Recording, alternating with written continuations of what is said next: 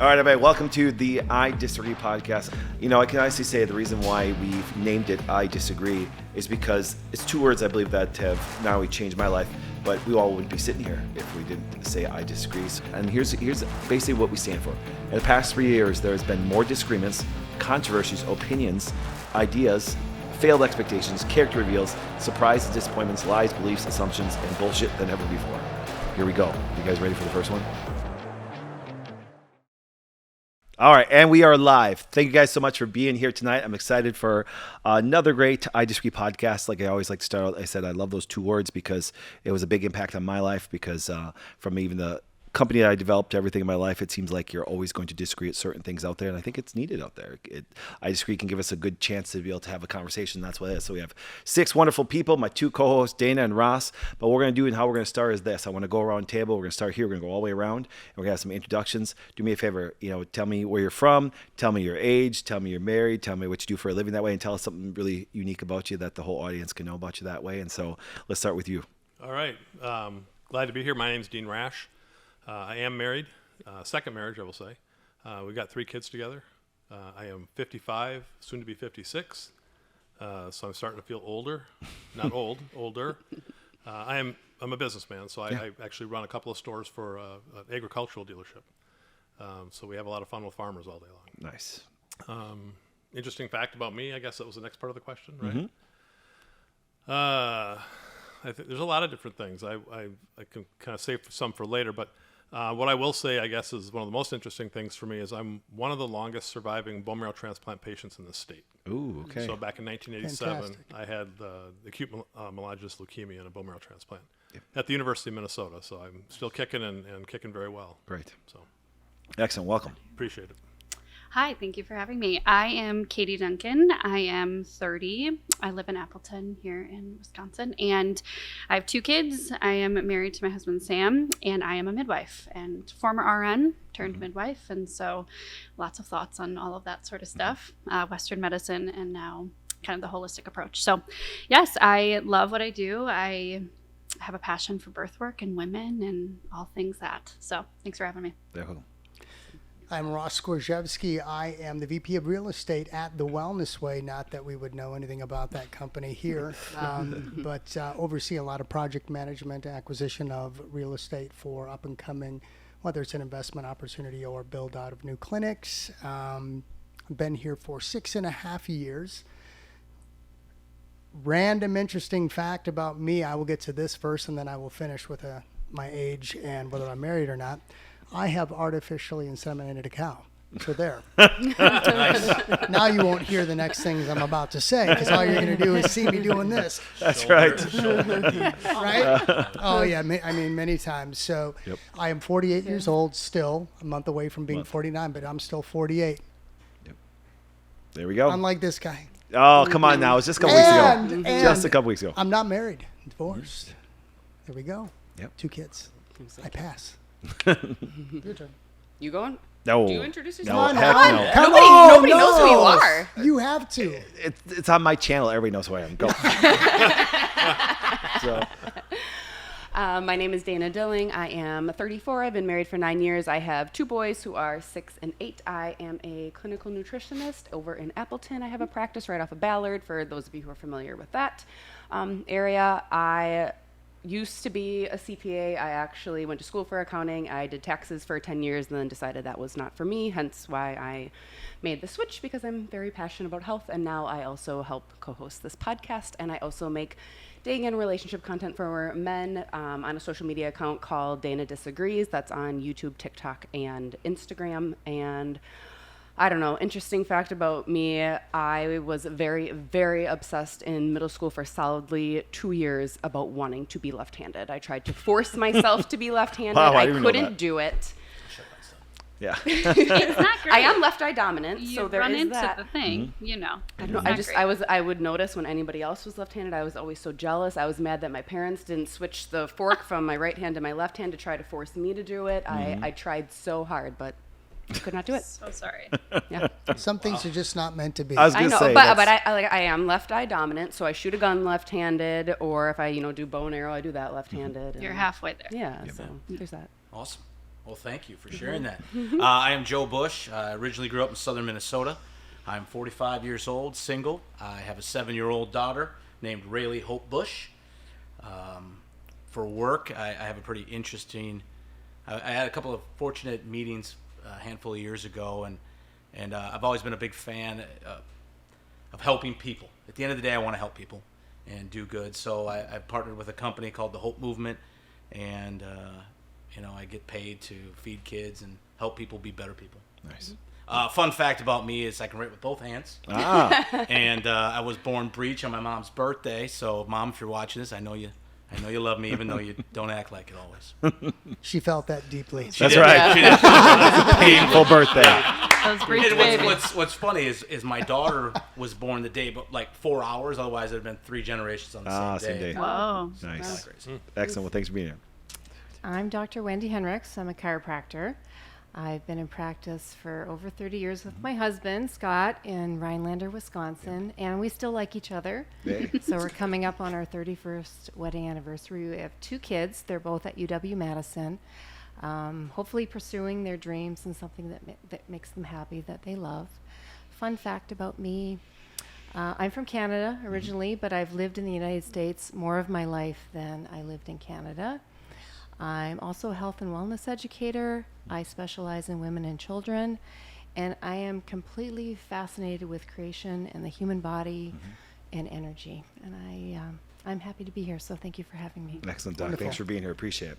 Well, the reason why the podcast got started is because, once again, I was having a conversation one day with Dana, and I'm like, oh my goodness. And we actually legitimately sat down and we said these words, and this all got started. It said, in the past 3 years, there's been more disagreements, controversies, opinions, ideas, failed expectations, character reveals, surprises, disappointments, lies, beliefs, assumption, and bullshit than ever before. So the purposes of the whole thing is have a different perspective. Obviously, I think we need it more than ever today on 4 major topics that not only have been a part of my life and the career that I started, but just in general. Health, men and women, especially today, that's been a big topic. Politics and religion. I've always said this. I love saying this, and I didn't realize in the first 3 episodes this was going to catch on so much. But I think they've convinced people not to talk about these kind of topics.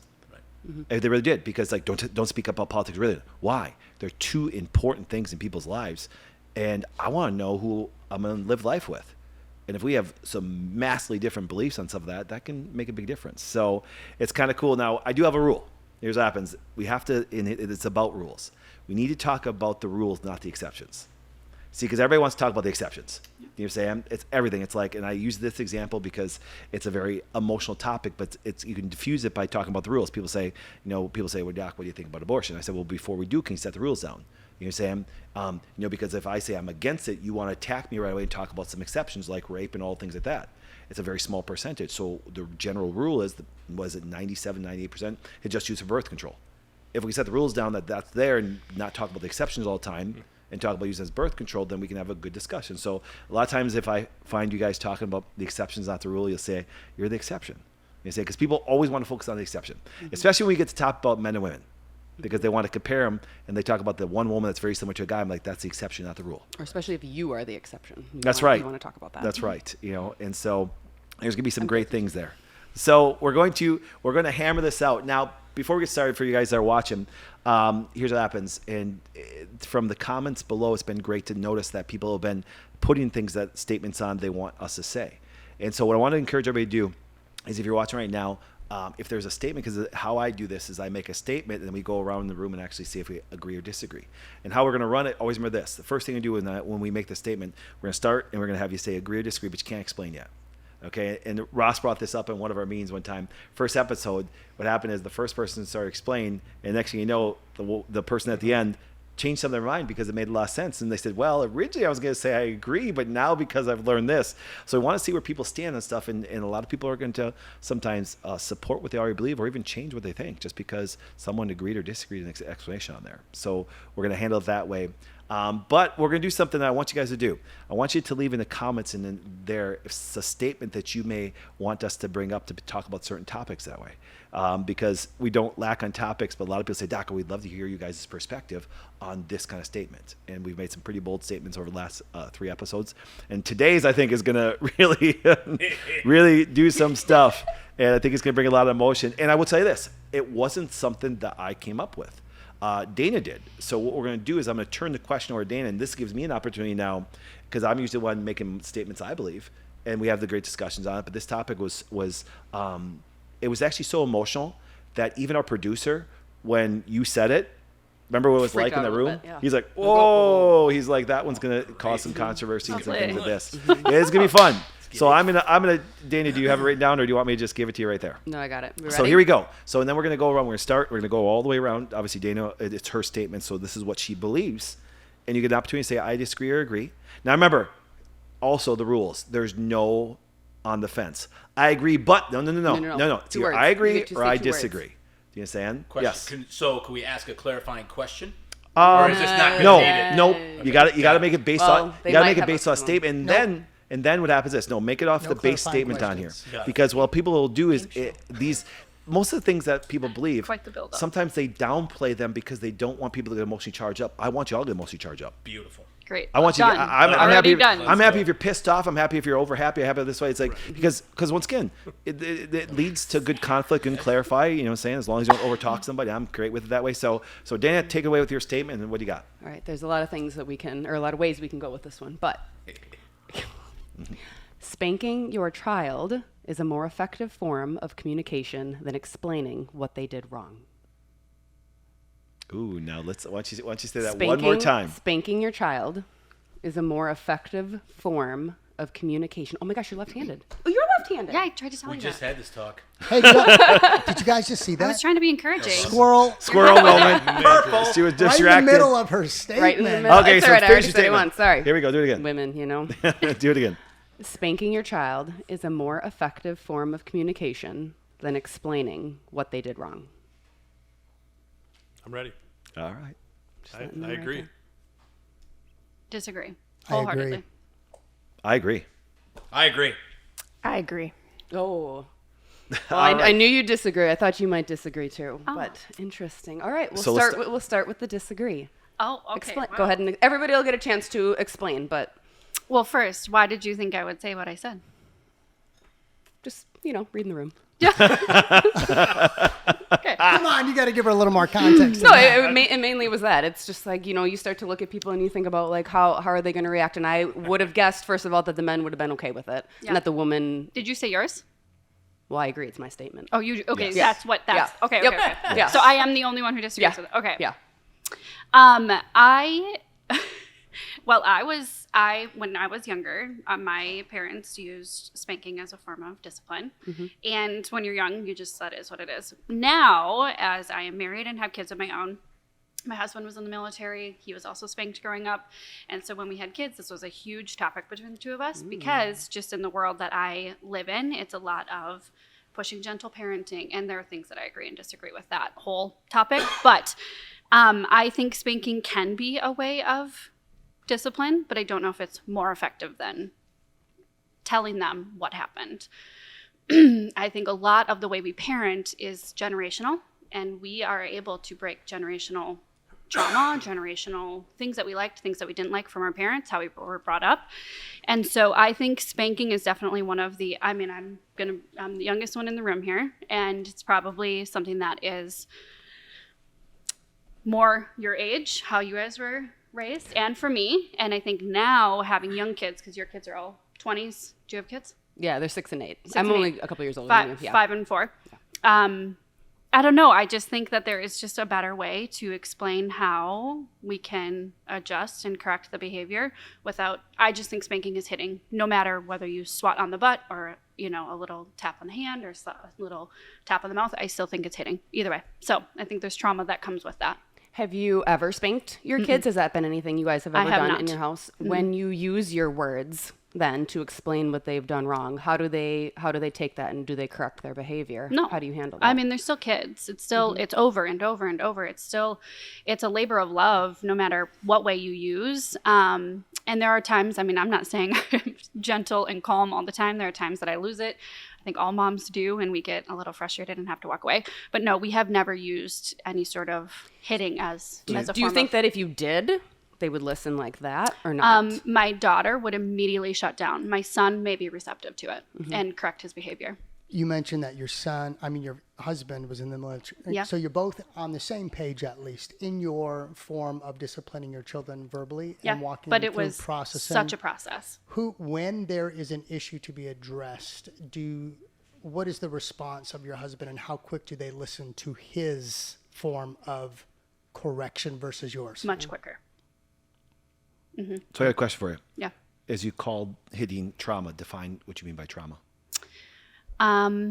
That's a good point, and maybe I would change my word trauma. I think it can lead to my parents hit me when I was little. Like, no, we didn't hit you. We spanked you. There's a difference. Definitely there's a difference.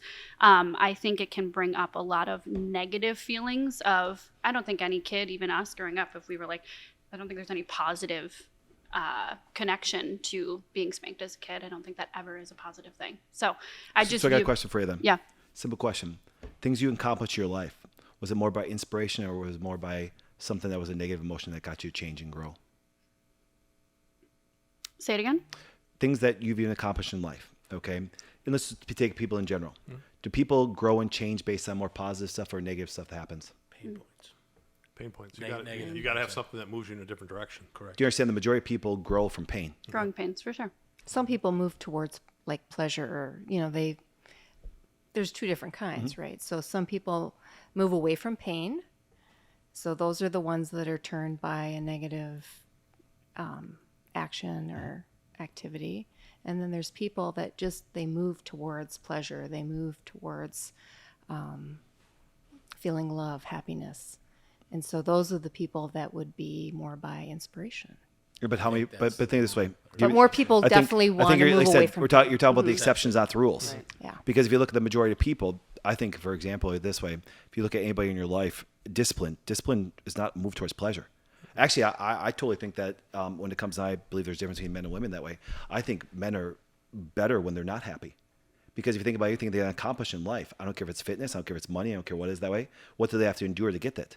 A lot of struggle. Pain. I believe women should definitely have more enjoyment in life because, once again, men, if they accomplish anything in life, it takes a level of pain to get there that way and discipline in that way. So, yeah, so I always like to see trauma because, see, what we do in our culture today, we use buzzwords to stop people from, it's like if all of a sudden you disagree with a woman, they call you misogynist. Yeah. Or if you actually disagree with a racial thing, they call you, racist and things like that. So I like people to define their terms because, and I'm okay if they can explain and articulate those things. And that's one thing about the podcast. I want people to really articulate what they mean because using buzzwords, you see that a lot in politics today. They like to use buzzwords to capture people because if you automatically call a person a racist, I'm like, well, how do you define a racist? You say, and you ever seen people that usually call people racist? They can't define it. It's just they're trying to shut down the argument that way, an emotional argument that way. So, yeah, great response. Okay, so you said agree. I did. I mean, and I think that, spanked as a kid. I think some of the stories are funny today with the wooden spoon that breaks and things like that, and watching your brother get chased because he was being bad again. And he didn't always learn as quickly as I did, but I was also a little faster than he was too. But I think, spanking or that kind of punishment for a child, I think, Dana, you said it, gets their attention pretty quick, or Ross, I forget who said it, but gets their attention pretty quick. And I think about it in these terms. If my kid runs into the street at 2 years old and I say, don't run into the street, you might get hurt. But the next time he does it and it just doesn't knowingly runs into the street again, I'm going to grab him and spank him because I want that direction to happen now before he gets hurt, like really hurt. It goes back to, I think some people will say, spank the child before they touch the hot stove, right? Because that spanking's a lot less of an issue than putting the hand on the stove and burning the hand. So I think that the catch here for this, and why I agree with it, is because it's a quick response. It's a way to get their attention quickly. Then you can have the conversation, explain things, and help them learn or grow better from that. So it's a two-pronged thing, and I don't agree that spanking causes trauma. I think there's a lot of things that cause trauma, but spanking isn't one of those. I think it's a quick, effective way to get their attention, and you can't just rely on spanking. You have to do both, right? None of us here were raised just strictly on spankings during that time. We were raised in such a way that there was conversation sometimes, and then there's sometimes, you got the belt because you were a little shit, and you deserved it. But you learned from that a lot quicker, I think. I don't have any resentments toward my parents. I mean, one of my funniest stories of my mom was being at Shopko when it was still open on the west side, and my sister sitting in the cart, my brother doing something again, because he was the one that was the most mischievous, and then me laughing at it and getting a kick in the ass from my mom, who was trying to grab him, push the cart, and reach out with me. So she was going 3 different directions. But it's not a bad memory, and I probably deserved what I got. But I think it's effective to do both, but sometimes that little spanking is going to catch their attention a little quicker and make that shift a little faster than what we would have hoped for just with communication. So would you think that a lot of parents who maybe do spank their children, maybe they're doing that discipline out of love? Like, is that how you felt it was in your family? It was really out of love at the end of the day? It was a protection thing. I mean, it was we need you to change this behavior quickly, because if you don't change this behavior quickly, you're going to have another problem somewhere down the way, right? So it wasn't, I would say, of course, it's out of love, because they care for you. They don't want you to get hurt. They want you not to get hurt, right? And that's the way I've always looked at it. And have I spanked my kids? Yes. Have I beat my kids? No. And I think that's a big distinction between the two of those. They might not have liked it. They might have cried, whatever it was, but it made the point. Talk about it later. Hey, this is why I did that. The one thing I want to say something, because I notice this all the time, because people today believe they have to defend everything, because you have the people that disagree with you always go with the exceptions. Because let me give you an example. You look what you just said and watch this.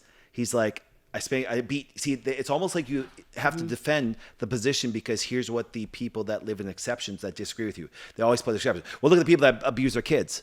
Okay, you talk about the exception, not the rule. Right. You know what I'm saying? And see that, do you see how our culture has almost had to defend ourselves, because we've been so hyper polarized on exceptions that they have to defend us. I'm like, no, listen, you spanked your kids. Anybody here in this room say they spanked their kids, don't have to say I didn't beat my kids. We know that. You know what I'm saying? And it's kind of funny how we actually set ourselves up to be like, we're always defending our position on something, because we have people that are exceptions that want to, because here's why.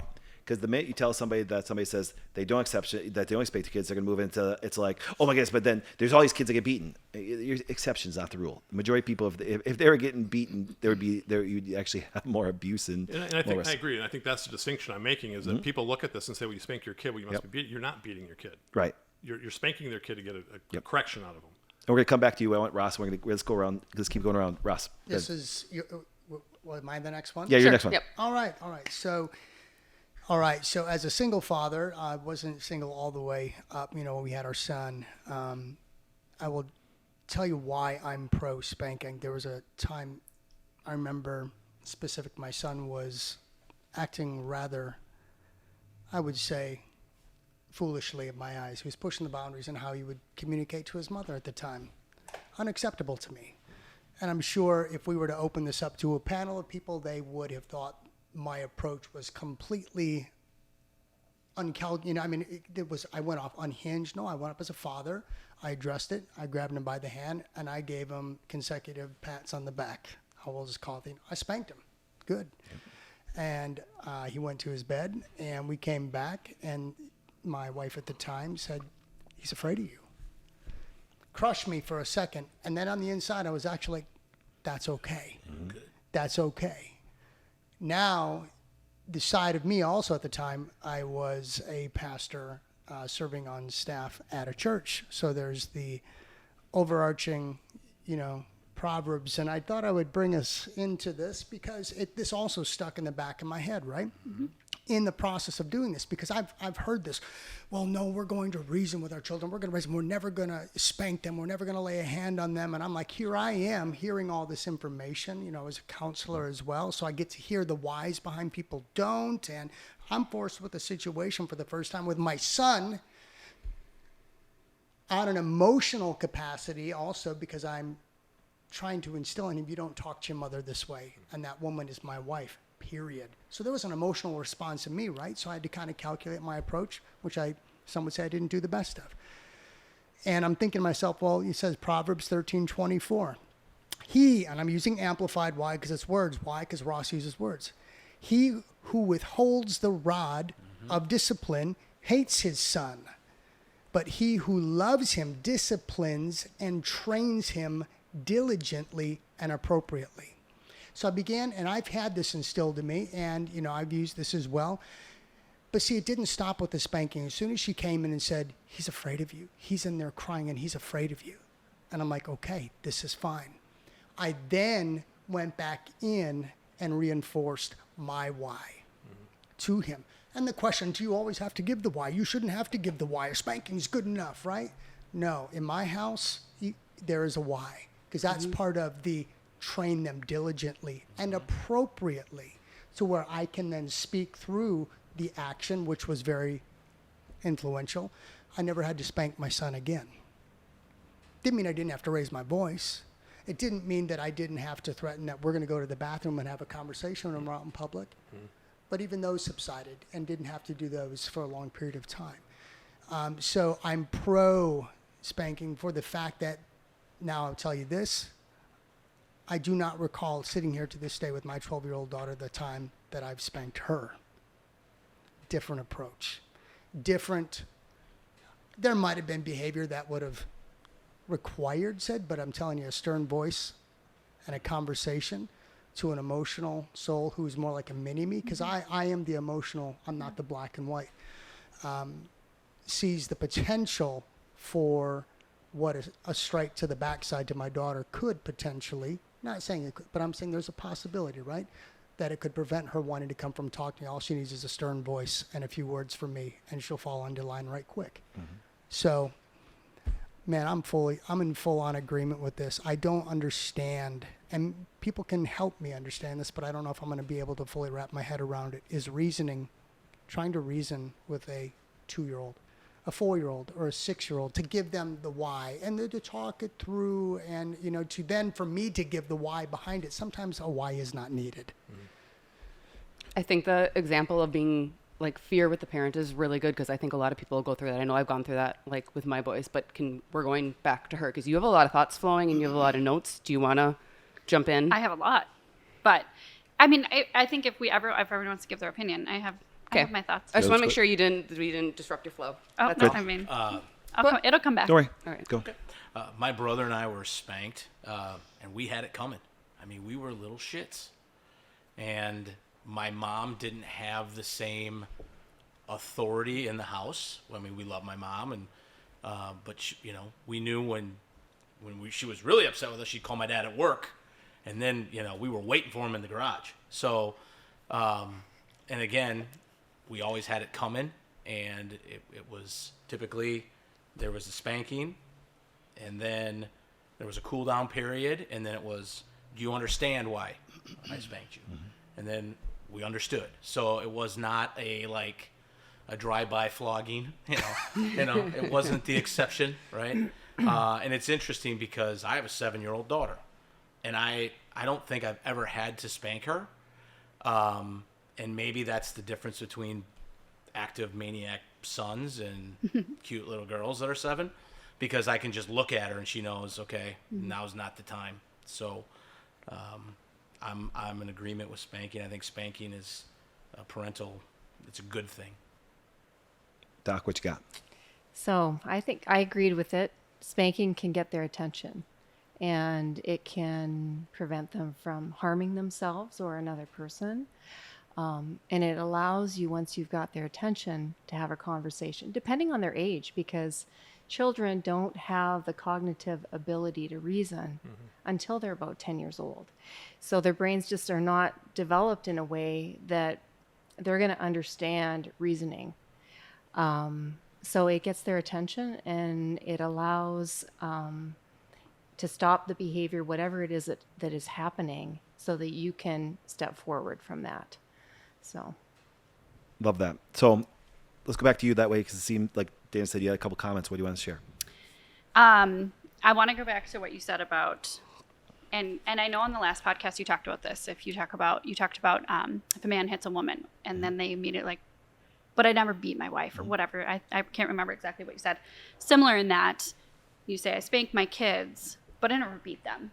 That innate knee-jerk reaction to have to defend yourself, I feel like is our maybe subconscious, it's our morals, it's our ethics screaming at us saying, perhaps there's a better way. Because if you have to immediately knee-jerk defend yourself by saying, but I never beat my kid, but you did hit your kid, and I know you would say different, right? Like hitting is not spanking, and I understand this is a spectrum, this is a gradient between whacking your kid and abusing them, and then spanking. I do understand that difference. I think I want to hear your thoughts on, I want to hear everyone's thoughts on why do we feel like parents' knee-jerk reaction is to say, but I would never beat them. But you do. Because I'll say programmed into that. I'll say it right now. Yeah. Because of actually women like you. Because if you think of it this way, people that do gentle parenting, once again, they immediately, whenever we disagree with some of that, what they do is they move into more of that woke movement till it's like, if I don't agree with that way, I have to demonize your actions to do it that way. For example, how old are your kids? 4 and 5. You have no idea what's going to happen to them in society yet. Zero. They're not out there. I have kids that are full grown. Right. And my kids have to be teenagers that way. It's like going, that's why I tell people, like, your kids haven't even been out to the world. If you ever think this way, think about aspect of reason. I know adults you can't reason with. Heck, some of you guys actually, if you do anything about media, I was like Mike Tyson's, do you understand what keeps people in check is a threat of violence? Yes. The whole world is a threat of violence. That's why I love when Democrats say they don't like guns. They absolutely love guns. You know why they love guns? Because when you don't do what they want, the only thing they can force you to do is buy a gun, is by violence. See, so when we move in this aspect of gentleness that way, you can't even adults, you're going to reason with a 4 and 5 year old. I can't wait till they go out to the world and actually get the real world and actually understand that what keeps them under control is the threat of violence. For example, it starts with the parent, because then they can teach them going, listen, if you do something, because what happens this, if they think there's no consequence to their action and everything's going to be hunky-dory, there's no punishment for what they do, and that they couldn't get punched in the face. I always like Mike Tyson's thing. It says this. Mike Tyson says this. The reason why people have gotten so strong in the world behind a keyboard is because they're not getting punched in the face. Yeah. There's certain things that you won't say to another guy knowing the fact that you get punched in the face. And I wholeheartedly agree with that statement. So knee-jerk reaction is nothing more than going, it's people that sit there and demonize what actually keeps society running, but they don't want to live in that. And what they do is they say, listen, we got to create something totally new. It's like, and that's the part that really leaves it in the standpoint of going, listen, it makes people uncomfortable because, like, I can't, it's like this. Watch this. This happens all the time. If here, and I didn't have to do with your moms, okay? And Doc, you've dealt with this in your career. I guarantee you've dealt with your career. Just by the way you raise your kids, and other kids feed their kids like shit, and you say, I don't do it. Moms immediately have a need to, well, what, you're saying I'm a bad mom? I'm like, yeah, you suck as a mom. You feed your kids Fruit Loops, all that. You suck as a mom. You're horrible. Your kids are fat. They're going to be on the side. They're going to, you know what I'm saying? I said, look at fat little kids. Do something about it. Well, you can't do that. It's like, well, no. Look at, you're being a horrible freaking mom. You know what I'm saying? It's like, and see, we can't tell people brutal truths anymore without them being offended. Right. And You so we wouldn't have to feed defend. your dog that. Yeah, exactly. We have to defend it that way. It's like anytime that there's something out of norm, they have to jump on and defend because they have to make a person into a bad guy. You know what I'm saying? That's why I tell people, it's like we've given too much, there's too much minority tyranny now. Yeah. Do you understand? And see, so what we have to understand is we have to look at going, okay, listen, moving forward, the only way that people keep themselves under control is the threat of violence. Think this way. Why do you think if you go overseas that way, if you go anywhere that where has no rule of law or no consequences for your punishment that way, you can't even reason with some adults and you think you're going to reason with a kid. I'm sorry, but if you think this way, now watch this. Here's one thing that's kind of funny. Ross is a perfect example of this, and we relate this way. I have 4 daughters, okay? Guess what? 3 of them have been spanked. Now, have they all been spanked evenly? No. Some kids are different, and they're going to need different raising than others. Some kids will challenge more than others. Who's going to actually get more spankings by nature, boys or girls? Boys. By far. We know that. But they're supposed to. That's right. And if they don't have a father in their supposed to dad, rebel. and you know, so funny, and you guys already said this. You already said this already. The threat of violence from your dad is much more severe than the threat of violence from a woman. And that pisses most feminists off. Sorry, women, you're not as strong as us. You don't bring as much authority. You don't bring as much things. You just don't. Sorry, you don't. That's why one of the things, now watch this. So then my daughters, for 3 hours discipline, you know what's really funny? Do you know, I've never had to spank my littlest one. You know why? She saw the other one. She's had 3 other examples. Examples. And and guess what happens? They're like, oh, no, I saw what happened, not happening there. And stuff. And that's the one thing that we got to realize. You set a culture down. Today, culture's like, da-da-da. And we think because it's different, it's special. You're saying, well, I'm going to do it differently. Well, okay, let's see the results of it that way. You're saying it's like, because you know something? If you're going to prepare them for the real world, Matt, do you have a boy or girl? I have one of each. So imagine this. Preparing a boy that everything's going to be gentle in the future. There's no consequence to action. He's going to mouth off to the wrong guy at school one time and someone's going to knock him off. I would like to potentially throw in a question here. Are you saying that, well, I think she said she's not into gentle parenting. Yeah. I think you I made think that. there are things I agree with, So things she, that I she disagree did say with. that she was not into the concept of Yes. gentle parenting.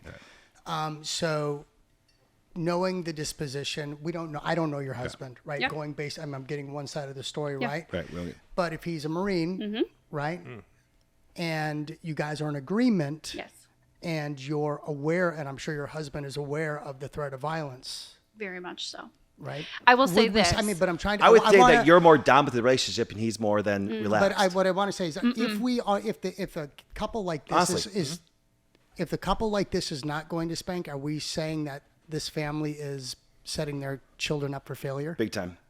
And I'll say this. I say I that think that's a bold statement. I think that's a really bold statement. Because So you're let's- supposed to be hearing bold I statements. don't spank, it Yeah, doesn't no, mean I do not understand, but discipline. I think it's a bold Just because I statement. don't Right. spank doesn't mean I don't discipline. My So children give me- walk up to give you me- today, it would be yes, Dr. Flynn. Yeah, no, Dr. Flynn. It Do would be. you ever count respect. 1, 2, 3? Yes, we count down. You give them an opportunity to be disobedient. No, I say you have 10 seconds to correct what you're doing, or the consequence is coming. It So is not what- so a what's the consequence consequence? free. Well, it depends on the situation. Okay, give me an example. Time away, taking things away from them. You absolutely do not get to. We don't. Yeah. You don't absolutely do not get to do that fun thing that you wanted to do. It's not easy in our house. I'm not saying that just because it's spank free that it's consequence free. There's so much respect that happens in my house. There's so much of that. It's yes, mom, no, mom. I mean, it's still there. I think this comes from how we were raised. A lot of what I do as a birth worker and a lot of what I do with families is I do a lot of education. One thing I love encouraging couples to do is to sit down before they have their kids and talk about how were they brought up, what they liked and what they didn't like. And they will learn so much about each other in that exercise where they can say, you know what, my dad beat the hell out of me and it was terrible. And then they can change that. And they can say, you know what, I don't really want to beat the hell out of my kids. There has to be a different way. Better, worse, we can probably disagree on that. But there has to be a different way. I do not need to hit my kids. And I know we have difference of opinion on that. Yeah. I don't need to hit my kids in order to demand respect. Not in my household, at least. So a lot of families that I work with live in this kind of synergistic where you don't have to spank in order to have respect, because that's how it is in my household. And it's not easy. Well, I mean, and I there are think- times where I do want to kind of whack my kid, Yeah. but you know, And I think the key it's thing, because I discipline on watch, us I watch too. your face on this, and this is one thing where women don't understand either. I don't know why women are so worried about the fact that a child fearing you. Do you understand? You can't have respect without fear. You can't. There's no respect without fear. There's zero. You cannot have respect without fear. That's the thing. It's like there has to be an element of it. But when do they actually? Here's what happens. When do they actually develop that fear? And here's one thing. I had a question for all you guys as you go on that way. Think about it this way. When do you stop spanking? Do you stand? These are all questions that I think that have to be debated that way, because once again, like I said, my 10-year-old has never been spanked. Never, not once. Now, apologize. Let me say this again. My 10-year-old has never been spanked by me, because what happened is she got a swat from her mom a couple times that way behind her, because it was an immediate thing that way, you know. Yeah, I think that's the only time. But you're unified in your approach to disciplining your children. Yes, That's key. I believe that. Because I think there is a huge reinforcement to a unified home to be not spankers or spankers. If it's unified and there is a well thought out, cohesive disciplinary plan, I think there's a lot more chances that you're going to be effective. It's when you see the polarity between the two where there is no unification, that's chaos in spades as far as I'm concerned, because then the parents are just getting played. Can we unify in this? Who do you think is going to drive more discipline forward, and who's going to be the most feared? The mom or the dad? Dad. Always. And see, I think by doing that, you also take off the. Good. I will say it should be the Should dad, be. I should. You're saying? but unfortunately, I think everybody has today it. it's not the case. No, I agree with you Yeah. on that, because once again, there's a lot of guys that have turned into soy boys and listening to people worried about getting judged because they spanked their kids or something like that. So see the knee jerk reaction comes from this. If you think about it this way, I actually think that kids should fight it on the playground. Yep. I think there should be final playground. We've so taken away the threat of violence from people that way. But you know something is this? Let's say there was no rule of law. It's survival of the fittest. It really is. And it's just changed. We've so taken away the aspect of survival when it came to things this way. Or, you know, and what it does, it gives people the opportunity to really do dumb things. It really does. Here, watch this. And feel some consequences. That's why I had a conversation with a Marine when we were down in Florida, where he was like, you know, January 6th was horrible. I'm like, really? I thought it was fantastic. And I'm a very law-abiding political. I'm heavily involved in politics. I said, they're like, well, no. Here's what happens. I said, well, let me ask you a question. Would you agree that the politicians just think they can get away with anything? No. You sure they do? If you know politics, they get away with so much illegal stuff. It's Do I absolutely agree that ridiculous. they should? No, they shouldn't. No, they shouldn't. Okay, shouldn't Yeah. do it. But they get away with so much stuff. And because why? Because they have no they what? can. They have no. There's no. There's nothing no The They're first legally time, accountable. the No first time that oversight. they actually, accountability, and they had the first time in my lifetime, they actually had fear. Watch them; they whined like little bitches. Oh my goodness, they broke in, stuff of this, like going, yeah, you finally had fear that you're gonna get your ass whooped. Do you understand? They don't fear, oh, you're gonna put me in court, I'm gonna do something wrong, because they run it. See, that's the thing. If you ever tell this way, the fear of violence is the one thing that governs everybody. It's how we even address or speak to each other. You understand? Yeah, I think, you know, and you know me, I'm the guy that, hey, look at that. It's not as black as white and you say it is, right? I'm going to dive right into the gray. There's this kind of, you know, for my son to fear me, I want him to have a healthy perspective of fear, which leads to reverence, awe, and respect. That's You know, what we respect talk is. about the fear of the Lord, right? And as if he's this big man in the sky with a big stick, right? And no wonder why you don't want to run to him. And no wonder why, if you're a person of faith and a father of faith and you instill fear in your home and you crack your kid and there's no reasoning, there's no why, there's no emotional connection, why your son is having a hard time turning towards his heavenly father too, right? Because you're an earthly expression of him, all the stuff that I've heard throughout the years that I just want to roll my eyes at. But I think if we have an understanding that there is a healthy aspect of fear, you know, I want my son to look at me and go, okay, if I step out of line, obviously he's 18 now, but younger, he knew that there were limits and that he was going to be held accountable for them. Whether that was a crack on the backside, whether that was being taken to the bathroom and having some choice words with him, and consequences, you know, taking away his amenities to make his days suck a little bit more, right? Consequences. Getting cracked on the ass sucks. Today, take away their airtime on Instagram or social media. That sucks too, right? But I wanted him to understand, and especially with my daughter, that at any point in time, part of this proper, healthy aspect of fear also lends to the idea that you're safe. Yes, there is the threat of violence, but not in this household. I think we got to be careful in saying, you know, the threat of violence, because the threat of violence outside of my home towards my desire to parent the way that I do is I want my son to feel safe, yet also very aware that there is order. There is structure in my home. There's not violence in this home. So there's a healthy understanding of these things in which we speak, and I think we need to also have conversations about, yes, we want them to respect the concept of violence, but there will be no violence in this home. There will be love, which sometimes might look like violence. Why? Because we're raising our voices. Why? Because we disagree. Why? Because you might have had this flesh on the backside of your butt cheeks, but it's not violence. It is, from my household as dad, this is love. And I agree. And I want to go back to a couple of things that were said. Now, first of all, I don't remember if I said, you know, me spanking is not the same as beating. I think the difference I was making was spanking your kids is different than beating your kids, because there's true abuse that happens in this world of kids being, you know, beaten senseless by their parents. But I think the other piece of this is, and when you kind of stepped into the politics side of it, with some of the stuff that goes on in our world, and we look at some of our communities, whether it's inner cities, whether it's country, whatever it is, where you've got boys that turn into men that have had no discipline in their life, That's right. that turn into complete scumbags and think they can do whatever they want. They had no discipline.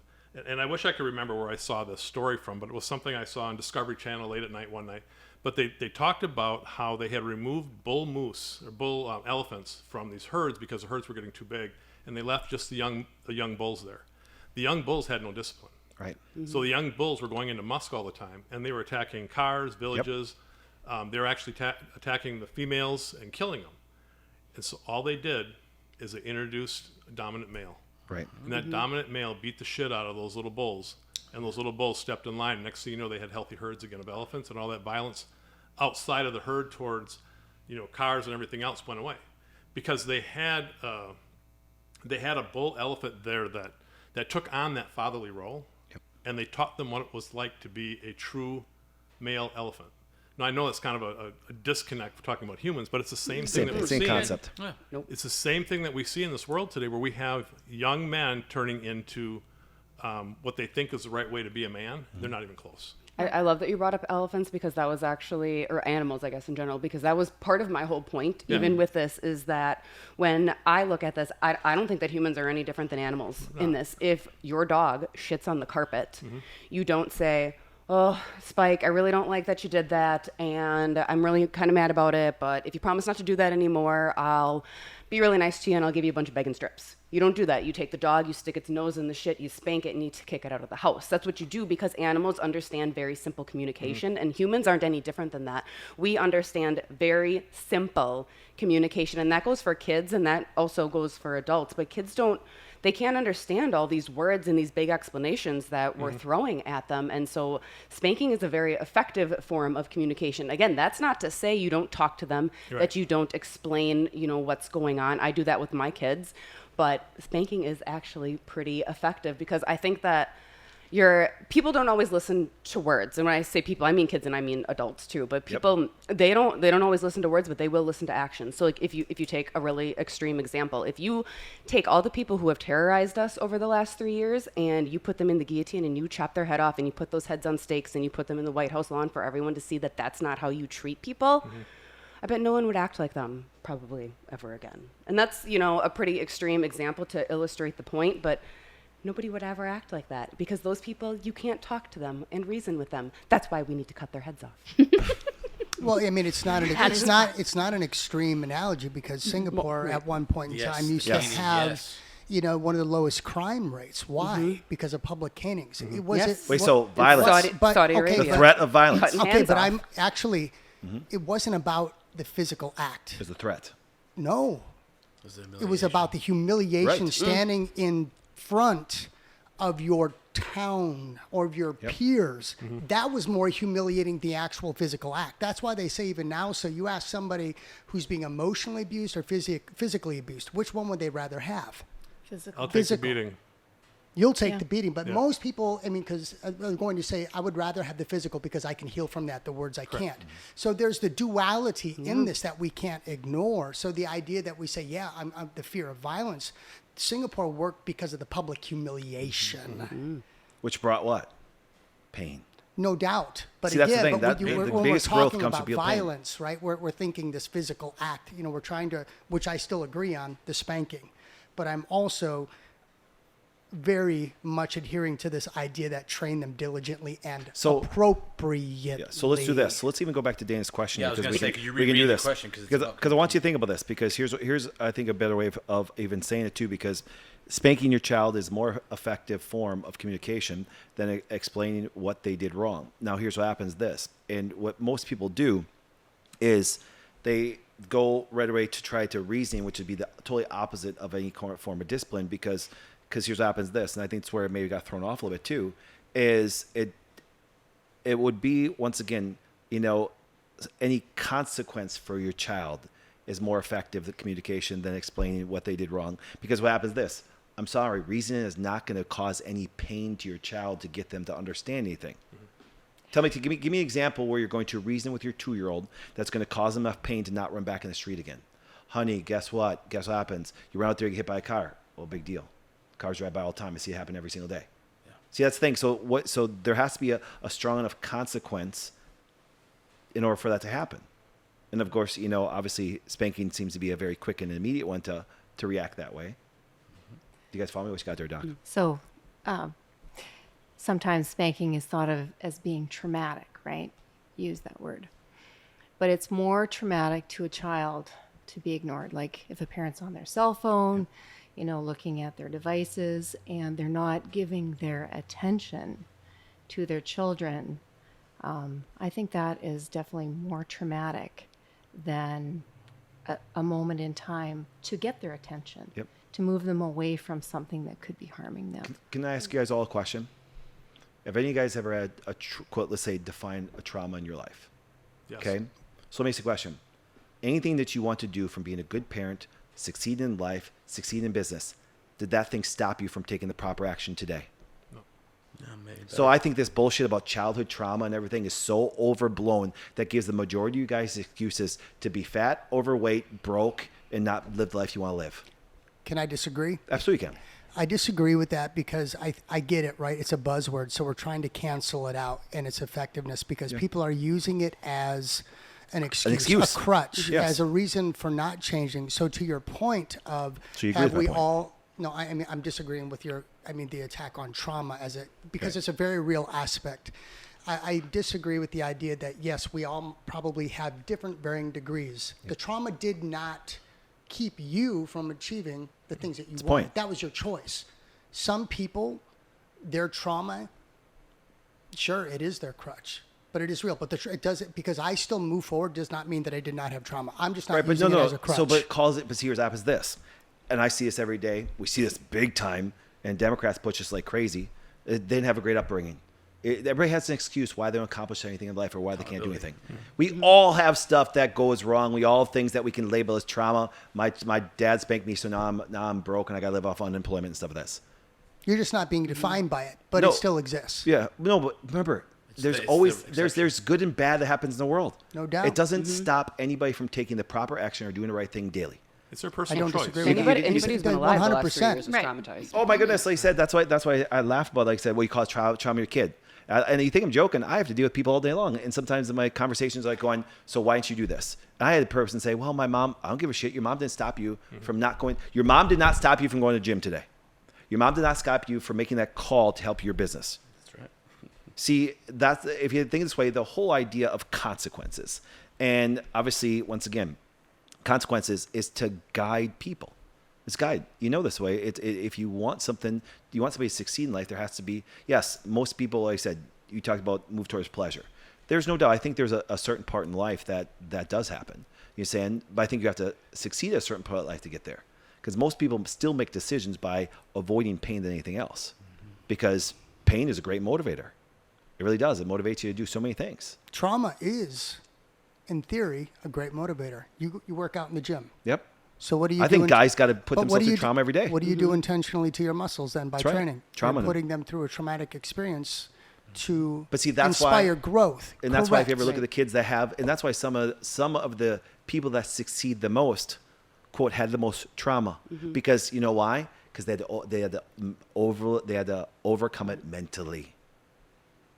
Yes, 100%. They had to overcome it mentally. I think this topic too of discipline, when we just talk about Yep. disciplining our kids, is also, it's twofold. It's how are we disciplining ourselves as people, as adults, as parents, because that takes a level of discipline on our own too, to not just like fly off the handlebars and go batshit Stoic. crazy on our kids.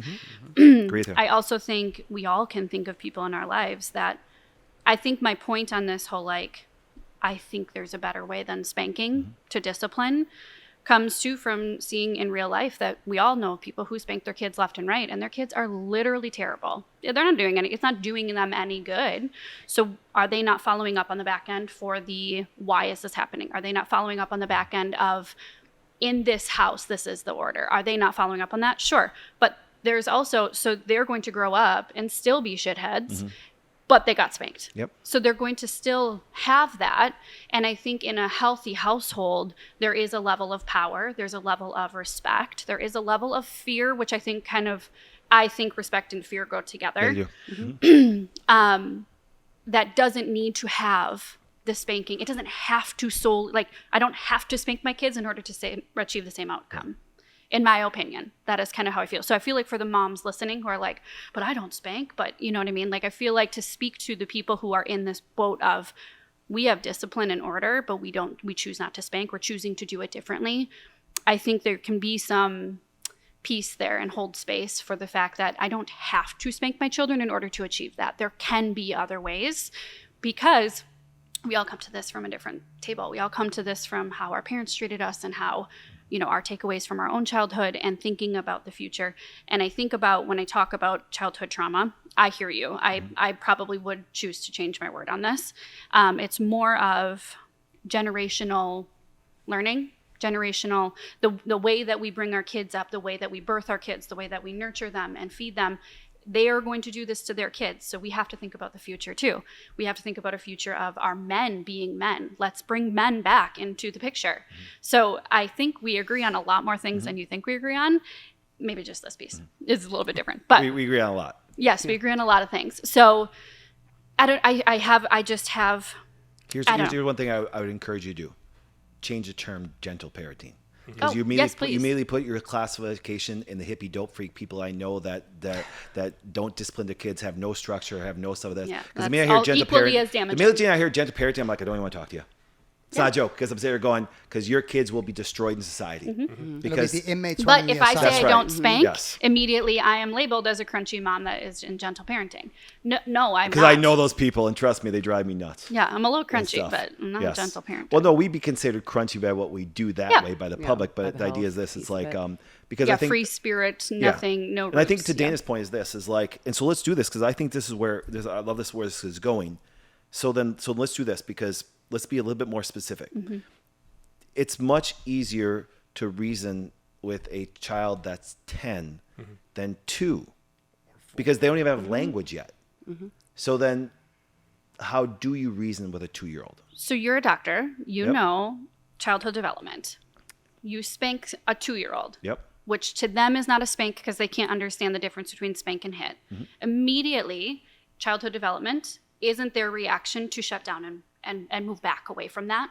It's meant to. Yeah. If I Right. touch So a then- hot plate, but then the do you next understand thing that the is hot now plate you're gonna is try no and reason different with than- them? If the hot plate says if I touch a hot plate, Yeah. there's no different than if you get spanked on the butt. There's the same physiological reaction. You're supposed to pull away. The natural consequence. If he touches a hot plate, he will never do it again. You don't even need to speak a word to that baby. Oh, actually, that's true. Do you know why? Because the pain gets him to recognize that that's there.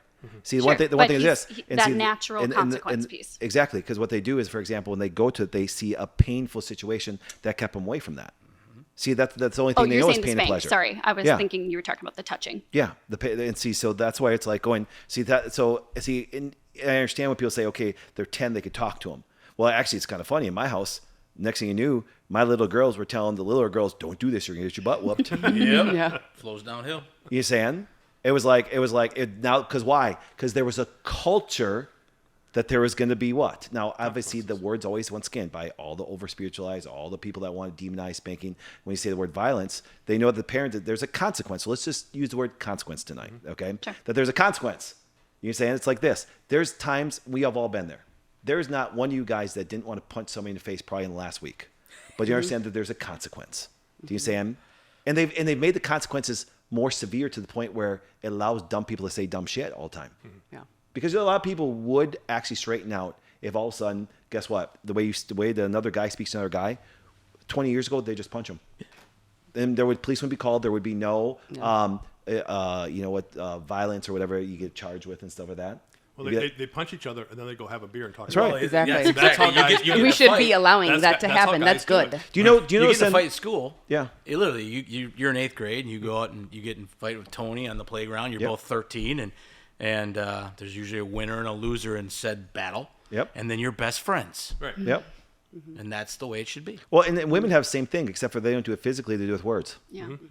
Women have massive violence just with words. It's just more acceptable today, but now women have taken that to men, and they go, "Ooh, ladies, be careful." Women hold on to things, Yep. though. With the Yes. words, it's women are wired differently. Yes. Right. Well, on top of it, and that is their violence. You ever think this way? That's why it's kind of funny. It's like if you look at. Does anybody know one of the most violent words you can actually call a woman? A slut. It's not to a guy. If a guy begs a bunch of girls, he's like, "Dude, you're a stud." Yeah. Do you saying? But it's the easiest way to degrade a woman is by words. That's why women are affected more by words. Guys don't care what you say to each other. You saying?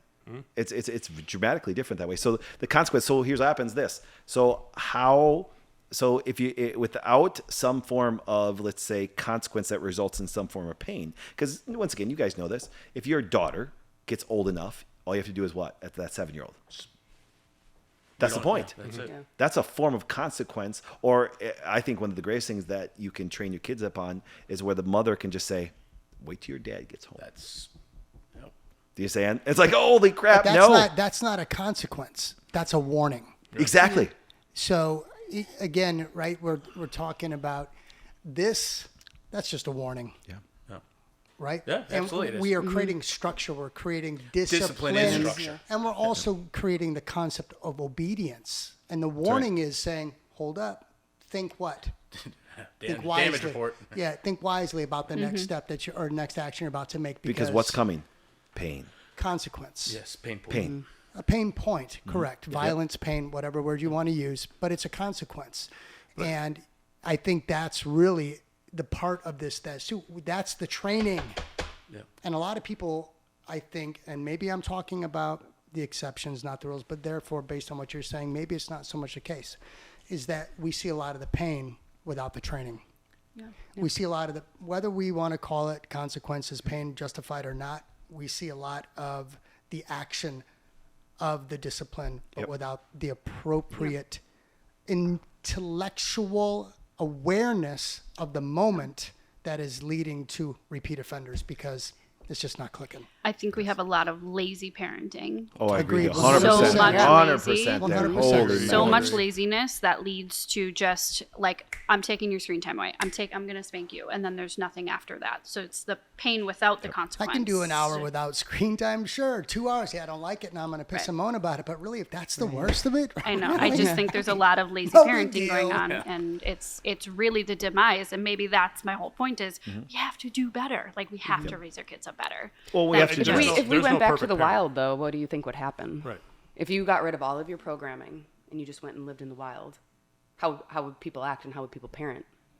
They'd smack their kids because or that's they what's would always shun been you, done. or they would shun you, Or they would shun you, or they yeah. would kick you out. You know, I think this idea that we talk about primal instincts and reverting back to, it wasn't just an immediate attack. You know, there were snips, there were growls, there were points of There were aggression. warnings. They wouldn't just go right for the throat. Yeah, there are warnings. There's warnings there. If we want to really look at primal structure and obedience and consequences, we can sit and pick it apart. But we've got the brain, we've got the intellectual intelligence to be able to advance as far beyond.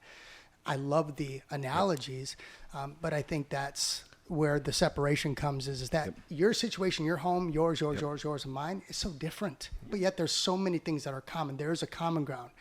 So, and that's where I see the agreements and the disagreements come, is in that. Is that gray? Well, Doc, let's go first, and then So- we'll come with you. I think that when people hear the word spanking, they equate it with beating. Okay, so they don't look at it as a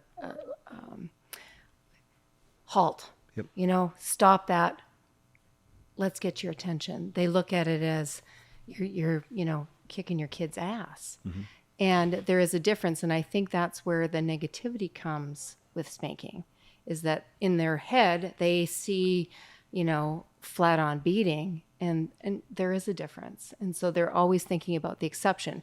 Like you started out, people are thinking about the exceptions with a lot of these things instead of what is, the bigger picture, what's broader. Yep. What you got? I was going to say, at the end of the day, there's no perfect parent. Yeah. You know, we're going to get some things right, we're going to get some things wrong. But I think where the reward in parenting comes from is once your kids get to a certain age, they can look back and appreciate what their life was like. And so mine being 26, 24, and 20, all about to have birthdays here, and to have them come back and say, hey, I appreciate everything you did for me, helping me get to where I am today.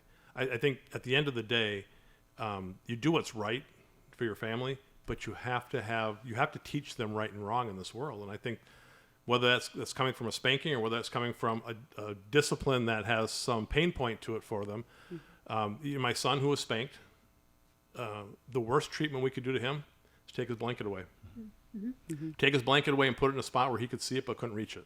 He would change Gold. He would change I'm his, gonna have I've to done take. that. I'm gonna have to take that one. 'cause He you would take the blanket change away. his Yeah, behavior top of the in a fridge, top of the second. fridge. It's brutal. And the beauty of that whole story is he still takes that blanket with him to college. Right. No. And he's had that ever since he was an infant. My grandma made it for him. Right. But that he got spanked. Right. But that pain point right there, that was the worst thing I could do to him. I would put it up on the edge of the cupboards, right over the edge where he could see it hanging there, and he would stand there the whole time he was in a timeout, just staring at it. And I think, and I want to defend Dana's point. Want you guys, and we're going to start, and we're going to go this way.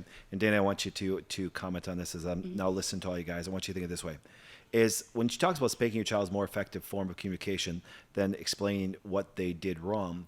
I think once again, as the younger they are, that's more effective. Mm-hmm. Mm-hmm. The older they get, if you're heavily involved in parenting, you're going to find those major pain points. Mm-hmm. Because I remember with that when I got spanked by my mom and I was like 8 years old, she broke a spoon and I laughed. Yeah. Do you understand? And so what happened is, and I knew she was mad. You understand? But then she needed to find the other pain points that go on there. So what's your thoughts on that? Because I said, I still think this way. I will still, and you can share your points. So I'll make a very statement. I still agree with anybody that says you're going to reason with a 2-year-old or even a 3-year-old. There has to be some pain consequence that way. 3-year-old, maybe you could take some away that they really like and some of that, but you get that 2-year-old and some of that. There's once again, it's hard to reason with them. So what you got there, Doc? Let's start and go around this way. As children get older, especially past 10, so they want to please you as a parent, and I think that if you are showing anger like towards your child, that is not as severe as showing disappointment in their mind because they want to please you, right? So anger, it's very fleeting, but disappointment can linger. And one thing that I learned with my children is that they didn't want to disappoint you because they had that respect for you that had been built over, years, up to the point where they could start to reason. And I think that parents also, they do the best that they can with what they know at the time. And what they know at the time changes as they gain experience or have conversations with other parents or maybe are exposed to things like this. They might see things in a different way. There's a lot of judgment out there with parents, with everything, but with parents. And on social media, if you're not doing the 60-person party for your 2-year-old, or you're not getting the bouncy house for your 5-year-old. There's a lot of judgment out there. And, as kids grow older, they're going to use what they saw in those formidable years, 0 to 8. That's when you have the biggest impact on molding your child developmentally. But disappointment, being disappointed in your child or them feeling like you are disappointed in them, that has a huge impact, far greater than a little bit of anger that comes and goes, or even a spanking. Joey Scott. That's really good. I would say, especially with 10, 12, in that age, I think it goes back to the fundamental question is, does the child know who runs the house? Mm-hmm. And once that is established, then it can be like, because I can say to my daughter, you're better than that. I expect more from you. And that is as powerful at 7. Now, granted, she's got, her mom's house, there's a bunch of other kids. So she's, been around older children. But I think it comes down to if the kids are running the show, and I know I wouldn't have been able to reason with her at 4 because, she's purple. You know what I mean? So, I think that comes with time, but she also knew when, if she would disagree with me when she was 4 or 5, I'd say, thanks for sharing your opinion. Here's what we're going to do. And that was it. So. Can I ask a quick question? Absolutely. So you said, pleasing the parents and, so what's everyone's thoughts on, so let's say this, your 4-year-old hits a friend, smacks him in the face, mean. And then you go to spank them and tell them they're not allowed to hit the friend, right? There's a lot in as I think this through and process, were we going to spank? Were we going to use physical discipline? It's a lot of that. So to your 3-year-old, right, who wouldn't maybe take a reasoning discussion. Okay. They hit Timmy. So they 2 or 3 or 4? 4 years old. They hit Timmy and you hit them and tell them they can't hit Timmy. Well, how does their brain compute that? Well, I mean, it's so if I'm with my daughter and she's 4 and she hits her cousin who's a year older. Sure. It kind of depends on the situation. Were they wrestling? No, she whacks her. that you Mean. know, just straight out of nowhere, Kids. then I would take her in another room and I'd say, we don't do that. Right. And you know, but again, it's Do you see? You don't even need to No, have no, the no, answer. understand. Do you I'm see just- how the brain, I like just- trying to figure out their little brains? How do we and- make this make sense to these little ones? And I'm sure that's happened, but again, I think that's not as common. I mean, I believe that, you know, the question is, you know, if someone's hitting your child and there's, you know, that's a whole nother question. Why is that child hitting your child? Why are they there? Where are their parents? Yeah. Where are you? Yeah. I mean, there's all kinds of, All sorts of- lots yeah. of variables there. Right. So, I mean, it's, you know, I guess it'd be per situation Yeah. on what's going on. But like if my nephew at 4, he's 5 and he, you know, it depends on what the situation is. Sure. Was it a violent attack that's Right, going because there's a difference between kids Correct. wrestling, and then there's a difference between Timmy took her toy, so she wound up and just smacked him, and Yep. then we spank our kids and say don't smack, right? So I think that's part of the confusion too Yep. for a lot of parents is even in their own brain, they walk away from that situation, they give themselves a minute, and they're like, wait, I just hit my kid, just tell them not I to guess hit I've the kid. never had that happen, you know? Yeah. So, I mean, Anyone else thoughts on that? We've had that happen. Yeah. So my younger kid, he's a little spicy. And one time good when word. he was, let's see, how old was he? Oh, he's probably like 2. I still remember it because, well, I left because it wasn't my problem. But he's standing right in front of my husband, and for no apparent reason, Yeah. whack, right in the face. It's really funny to me, but and my husband whacked him right back, right? But there's an authority there. Yeah. You know, because you don't do that and you smack them back to make it Yeah. hurt. And I anytime think I've had to that's do something like different. that, I think that's a different thing. or like Smacking a parent is different than Mm-hmm. the kid. You're trying to teach them how to behave. You're trying to train them up, Mm-hmm. and you do the thing that you just told them not to do. So, well, it'd be different. I'd be spanking him. I'd be, if in the mic. yeah. So if Dana's son's over and, you know, my daughter cracks him one, I'd take her in the back room and say, you know, what are you doing? You don't hit. I mean, if they're 4, I would probably swat her on the butt and say, we don't put hands on people. Sure. You know, because if dad or mom does it, it's coming from a place of authority. I mean, this is a really good question. It's tricky. It's and tricky. This is So where I we can have see battled with this the in our gray own area. house. I see the gray area there. And your children are 4 and 5? I have a 4 and 5. Yeah, Okay. almost 6-year-old. And so were they hitting each other or the other Always, kids? always. This, Okay. My house is not. So Yeah, that's Let me make different. one comment. I Let me make one have normal comment. kids here. If you're They're not comparing an angels. adult spanking the child and 2 kids fighting, Yeah, it's that's a not the same. way That's different not the thing. same. That'd be But like how this. do you That'd be like, how do you reason with your? How do you watch make it this. make sense to them? If I'm a kid and I smack somebody, and then a much bigger adult comes and smacks me, there's a much different, just even the reality of aspect that way. And on top of it, think this way: do you understand? By Authority. nature, all kids and people are violent. It's an instinct to respond that way, to happen that way.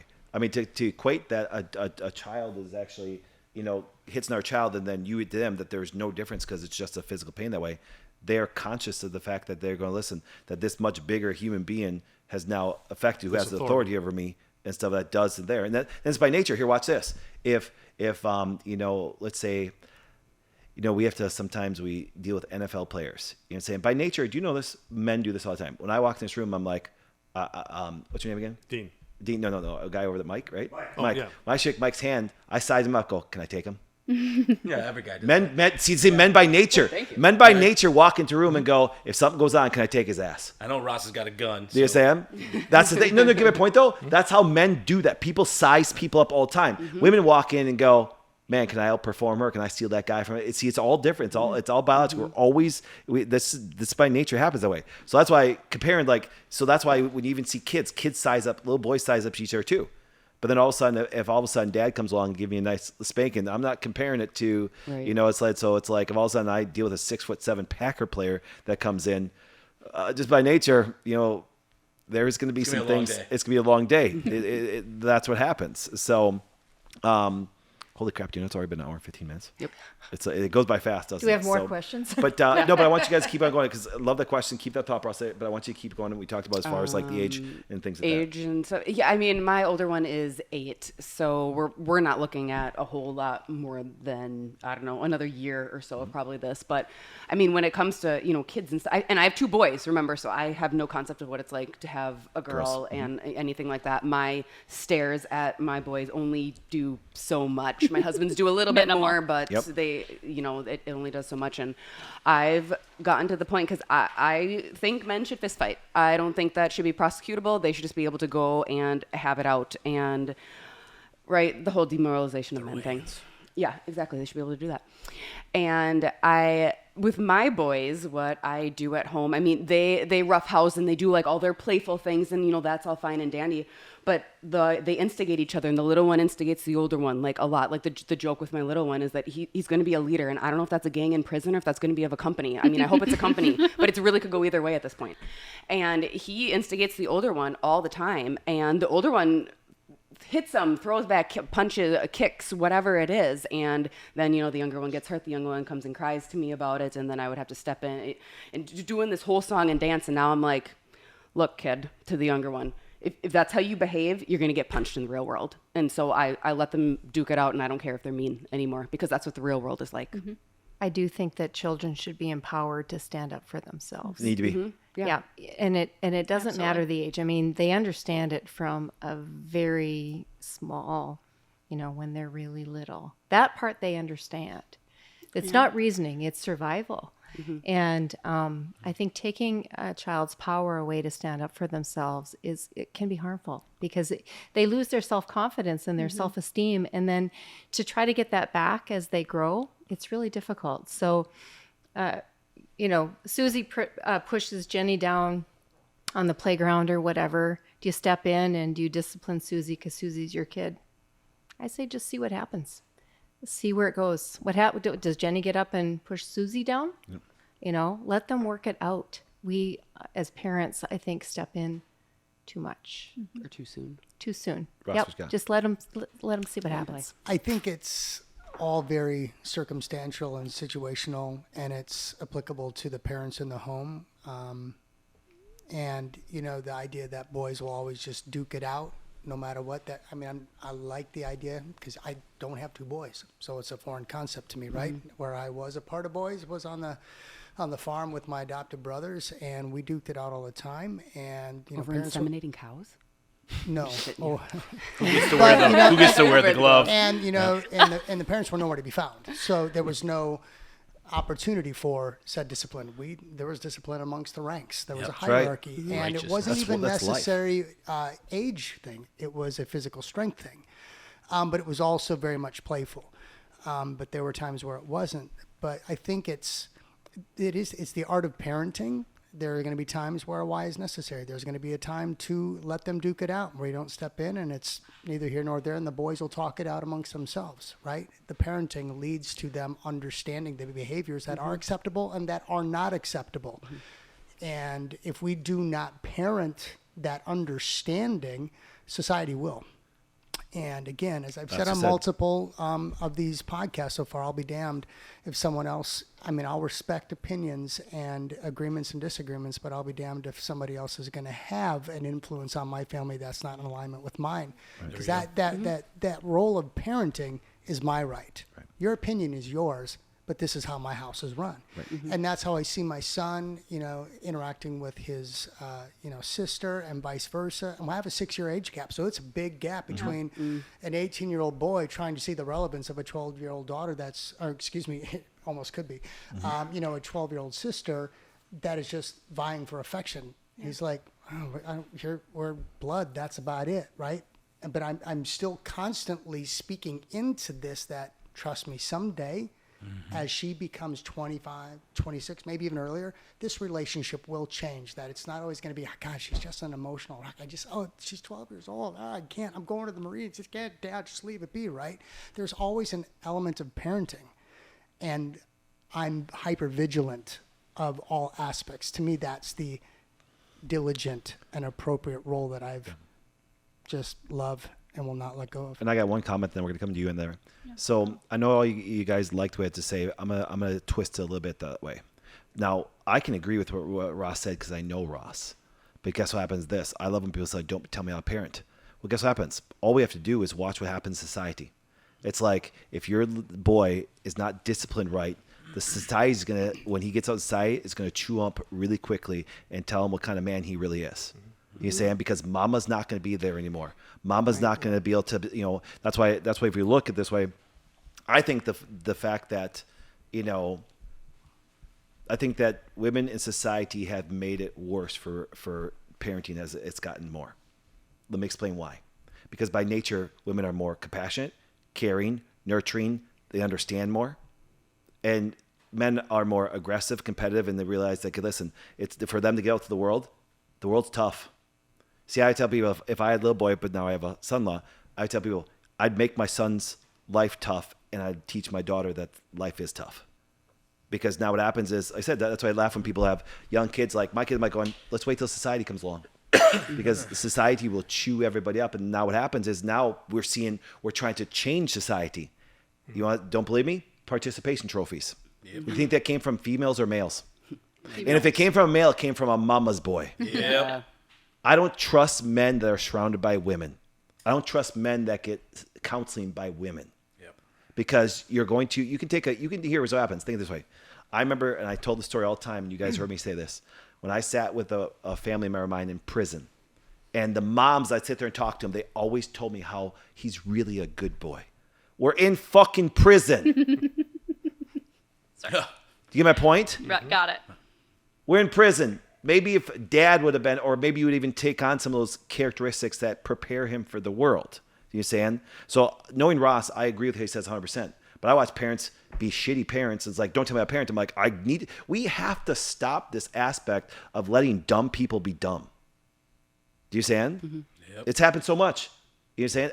Everything, we look at and what it comes down to, and the reason why, and who I blame, I don't blame dumb people. I blame people sitting in this room. Now, what I mean by that is going, you guys believe all this stuff, but why am I the major one out there doing war every day? And you guys saying, I just don't want to hurt somebody's feelings or this. Really? Then don't blame society for it. You allow it.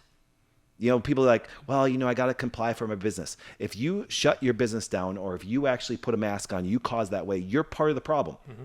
Just like I had a talk with a pastor friend of mine today. And I'm like, dude, we talk about this all the time. Pastors are deathly afraid to come on a show unless they did it right. Because I'd say, why'd you close down? This is the first time in history the government ever told a church to close down. Right. You should not be a pastor if you close your church down. Yeah, bullshit. And see, that's the thing. So I agree with Ross because I know Ross parents. I know the way his son and daughter are going to turn out. But see, that's what happens. People say, well, don't tell me about a parent. I'm like, if I don't tell you a parent, because one thing I want to say, Doc, there's one thing I want to come across, and I think goes to your point, which I absolutely love, is the fact this. See, I think what happens is like you said, and we talk about this a lot, men especially are so distracted that what they do is they don't raise and teach their kids, because I do not agree the fact that I always hate this. People say, when everybody says this, I just want to jump all over them. Experience is the best teacher. Really? Get raped. Mm-hmm. Now you say, well, what do you mean? Well, I'd rather train my daughter up, because there's a very close friend of mine that was raped by a pastor. Mm-hmm. And because you just trust the pastor. So guess what happens? He ends up raping her. Okay? Now, here's my point. My point is this. And now she has to deal with that experience, which leads to very devastating things we talk about. But the idea is that when you think about... Traumatic. Yes, traumatic. But it doesn't stop her from succeeding, because she succeeded but greatly. That's traumatic. But you can avoid... we talk about this way is like, well, experience. I don't want my daughter to sit there and go, I'm going to learn parenting just by having the experience of this way. No. As parents, we should... The reason why you turned out Faith so damn good is because what we did to you. Remember, and for anybody here, people of faith? Mm-hmm. Yeah. Okay. Nowhere in the Bible it says learn by experience. It says learn by what? Wisdom. And wisdom comes from people that had experience from you before and learned from there. We've lost the aspect of wisdom. What they did, they got to do their own experiences. No, they don't. Some of these experiences be the most devastating things in their life. Mm-hmm. See, so I want people to go, listen, I'm going to train my daughter how she turned out so damn good. Exactly. Yeah. Right. You understand? And then if you're dumb, I'm going to say, you're dumb. Your kids are going to turn out be a detriment to society. They're going to vote for Joe Biden. They're going to live off the freaking thing. And all I have to say is that I believe in God, and you're going to forgive them because you're over-spiritualized saying, I was just talking to this pastor. I'm like, how many of your congregations on unemployment? He goes, a bunch. I said, kick their ass out, especially if they're a guy. Yeah. Can't have those conversations, make them feel bad. Do you want something? I want everyone in this room to feel bad somewhat, some of the time. That's the only way you grow and learn and change. It's true. Pain. It just brings my soul to bring pain to people. It just fills my soul. You know what I'm saying? Good. What you got? And I loved your point, but see, here's what happens. Like you said, you need to train them. Let me see a question. has to be How many training. guys wasted, sat around and watched a Packer game all by yourself when you should have been training your kids and develop yourself? See, I love that people are distracted by the Packers. I listen to people talk about Jordan Love. Who gives a crap about Jordan Love? Is he making you money? Nope. That's the only way you should care for Jordan Love, is he's making you money. Otherwise, stop watching the damn Packer game, train your kids up, train your people up, do your business stuff. Otherwise, I'm going to compete with you, I'm going to beat you. Mm-hmm.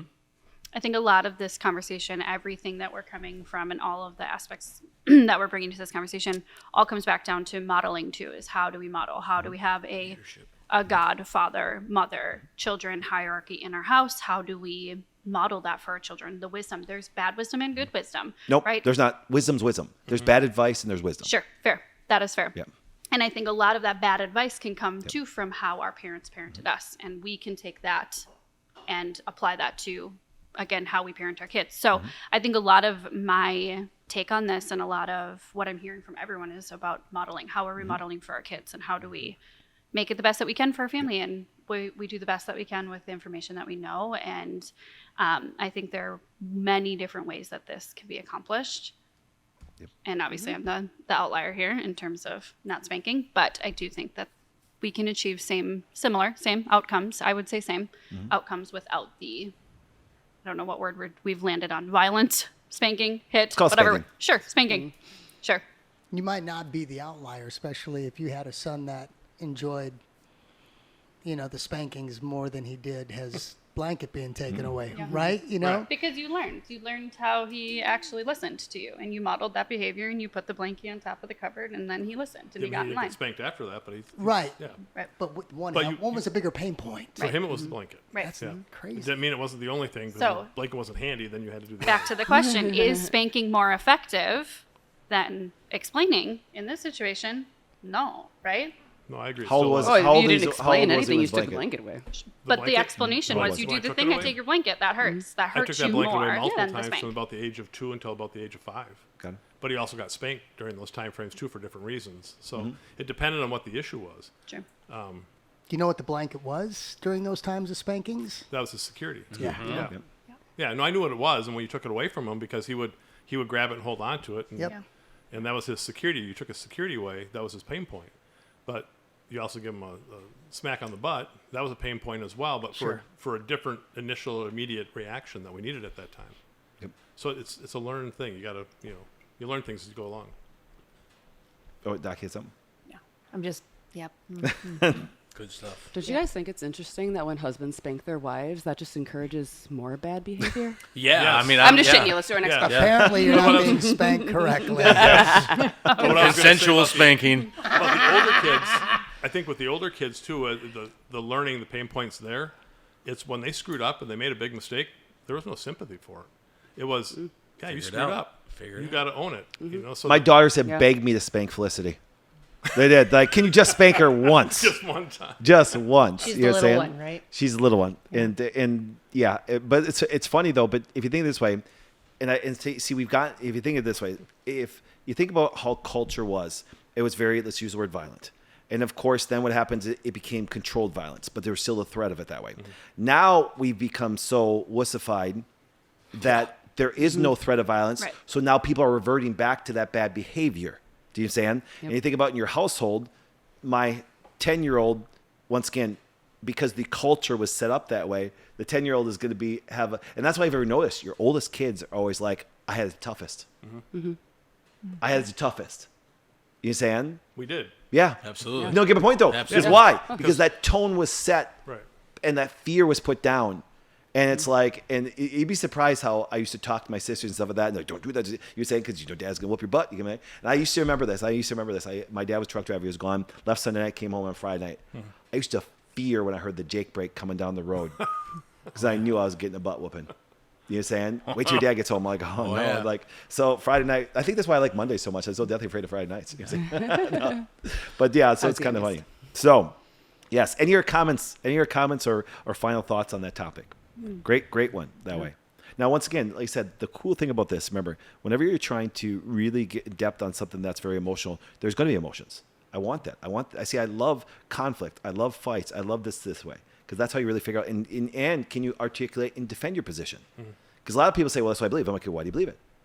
And then now and that's one thing I've noticed about the podcast that people have talked about. I said, man, you guys articulate things and you help me figure out, or help me even how to explain what I really want to talk about that way and stuff, because we all come from different points. So even if you agree, you come from different points and stuff. All right, any of your final thoughts on that topic? Because it's going to seem like a total 180 on our next one. Gosh, I can't wait for the comments. Yes. Come in. Well, it's gonna be funny because what you need is look at the comments when you watch. By the way, you'll see a difference between men and women. You see a dramatic, and that's okay. You really will, and stuff. This next one, you're gonna see a dramatic difference between the men and women this way, and I think it's gonna be a great discussion on this one. So you guys ready? Any of your comments on the last thing? Any of your thoughts? Because I want to get everybody's thoughts out. Everybody's comments. Do not leave this podcast unless you get your comments out. All right, so here we go. Good. This is like I said, our topics are always, healthcare, men and women. Politics and also religion, and I think we covered a bunch of them in parenting, men and women, the way they look at the way. So here's a statement. Now I'll make this statement, okay? Here we go. Sex is the most important thing in an intimate relationship. Think about that again. Here we go. Sex is the most important thing in an intimate relationship. And now, Doc, we're going to start with you. We're going to go the opposite way. So we're going to start with you, and we're going to go all the way around. I disagree. Most important thing in an intimate relationship. I would agree with that. I agree. I agree. I agree. I agree. Okay. All right. So let's start here. Let's start with the disagreements first. And then, but let's do this. Before we do that, I want you just to give your explanation, and then we're going to come across. We're going to start with the women on this one. Okay.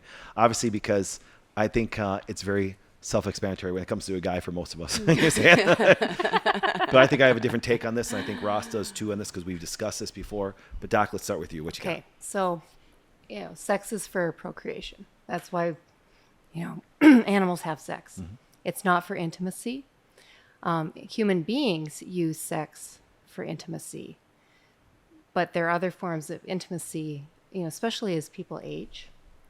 So if you look at just the human as an animal, sex is for procreation, and intimacy comes in different forms. Now, can sex mean intimacy? Sure it can, but that's why I disagree, because sex is for procreation.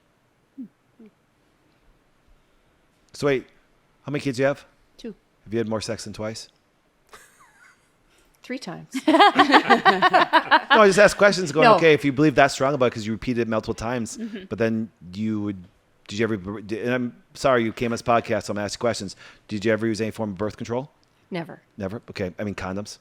Not birth control, because I know we believe the same kind of chemicals that way, but condoms? No. Okay. How about oral sex? Is that considered sex? Because that's not for Yes. procreation. That's a good question.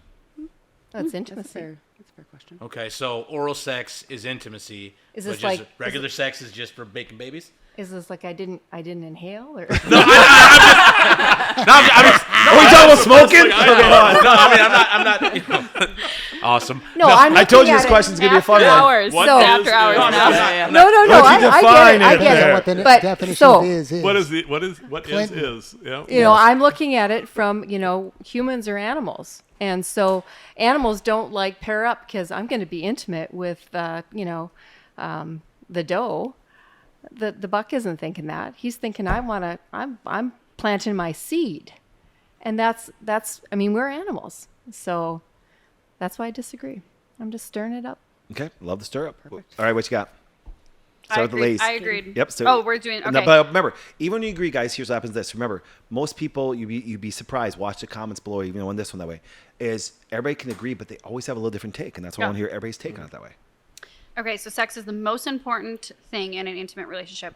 I think sex is directly related to the emotional intimacy and spiritual intimacy. So if those cups are filled, immediately sex is happening every single time. I think in a healthy relationship. And the amount of times that happens is different for every family and couple. But I do think that sex is the most important byproduct of a healthy relationship, an intimate relationship, a healthy intimate relationship. Gotcha. Good. Dana? I agreed. I think that connection is very important in an intimate relationship, but I think that sex is like a next level of connection that you have in a relationship. And this is probably a little bit more of like maybe a woman's take on it, but I don't think all the time that sex means as much as like that I want sex. It means I want you. Connection. I want to be close with you. And that kind of closeness is what really defines an intimate relationship. Okay. What you got? Yeah, it's a little bit of a struggle for me on this one in some sense, but I do agree that it's the most important thing for an intimate relationship, and I think it's, as Dana said, it's the emotional connection. Katie said the same thing. It's that emotional connection that takes it to the next level. This is the person I want to be with and share experiences with.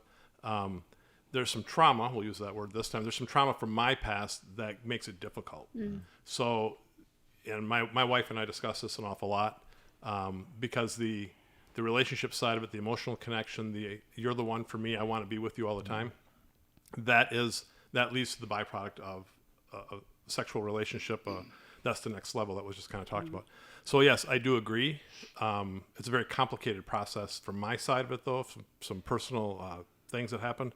But I think that overall, yes, it's extremely important to it because when I'll probably go too deep here with my wife conversation in this one, but Let her rip. well, if she listens, she might get mad at me. But anyway, when we have Just that, Fine. well, It spanking works. is okay. You're It right. works here, apparently. Yeah. So. So I think the thing that's important is what I've told her, and we both said the same thing to each other. When that connection is there, that emotional connection is truly there. It's the best relationship. It's the best experience that we've ever had. It's me getting to that point that is the struggle from past trauma. So legit trauma that I've had that I've been in counseling for 7+ years for. So and I go an awful lot. But anyway, I agree with the statement. Okay. Awesome. All right. I agree. And to me, and that maybe this is a male perspective, maybe not, but sex for men, I think, is more than just a reproductive, like a buck in heat. Because there is the connection, there is the dopamine, there is all the physiological things that occur. So that is what binds or connects two people. Otherwise, we would just all have roommates, and it's a different world. So.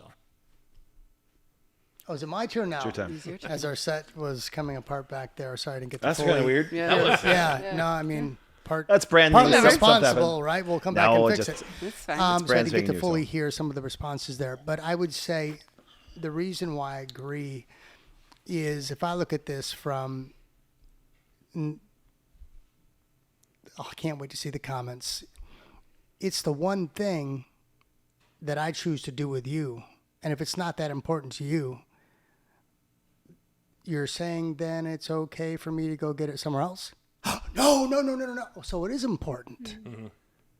Because, I mean, I can have conversations with anybody, right? I can emotionally connect with the guys. I can have recreational time, but I'm only supposed to have sex, intimacy with just you, but it's not supposed to be important. So why am I choosing to be mutually exclusive when this isn't part of the deal? It is, I think it's one of the most defining elements of a relationship, and we can go off in semantics on, the emotional, intimate connection and the value behind that. And there's a lot of relationships where that's not even present, and people are just going through the emotions of sex, right? And it's void of something that is, because I get hung up on this word intimate. because that sucker's got a whole hell of a lot more substance to it.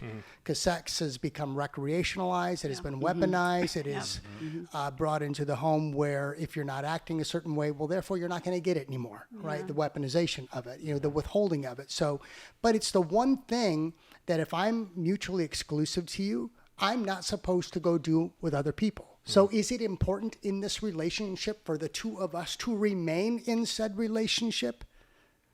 Absolutely, because it's the one defining element that keeps you exclusive to me and me exclusive to you, instead of just going out and becoming this, whatever they call these couples now, these open concept, swingers, open concept couples, and it's an open marriage, open relationship, an open, right. So the reason why that all is because the difference between human beings and other animals is that we have feelings.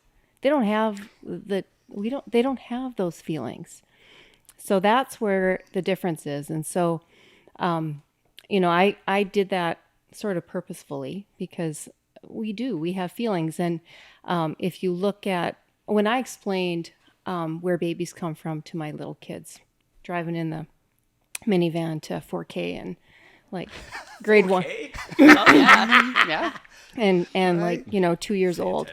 So that night they're in the tub, and my son, who's younger by 2 years, he's standing up, and my husband's like, "What did you talk about on the way to school today?" And I said, well, they wanted to know where babies came from.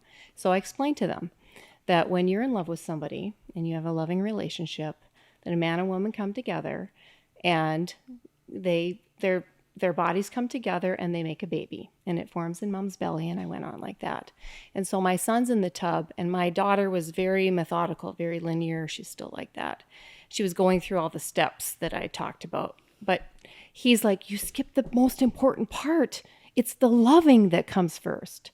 And so, I disagreed on purpose because, we talk about us being animals, and our first question, there was a lot of talk around that, but we human beings are different. We have feelings, and we make decisions based on emotion, not necessarily on logic. And sex can be completely physical, but in a loving relationship, it is intimate. The question though, I think we could probably say that, because you talked about I'm not a deer in rut, right? I would think that there's a sense of logic and that there's a sense of emotion and feelings, because we don't see this behavior until primarily September, October-ish, November-ish, right? Sure. And the demeanor between bucks throughout the summers, they're normally in pack mentality. They run together, and then they start to separate. Yep.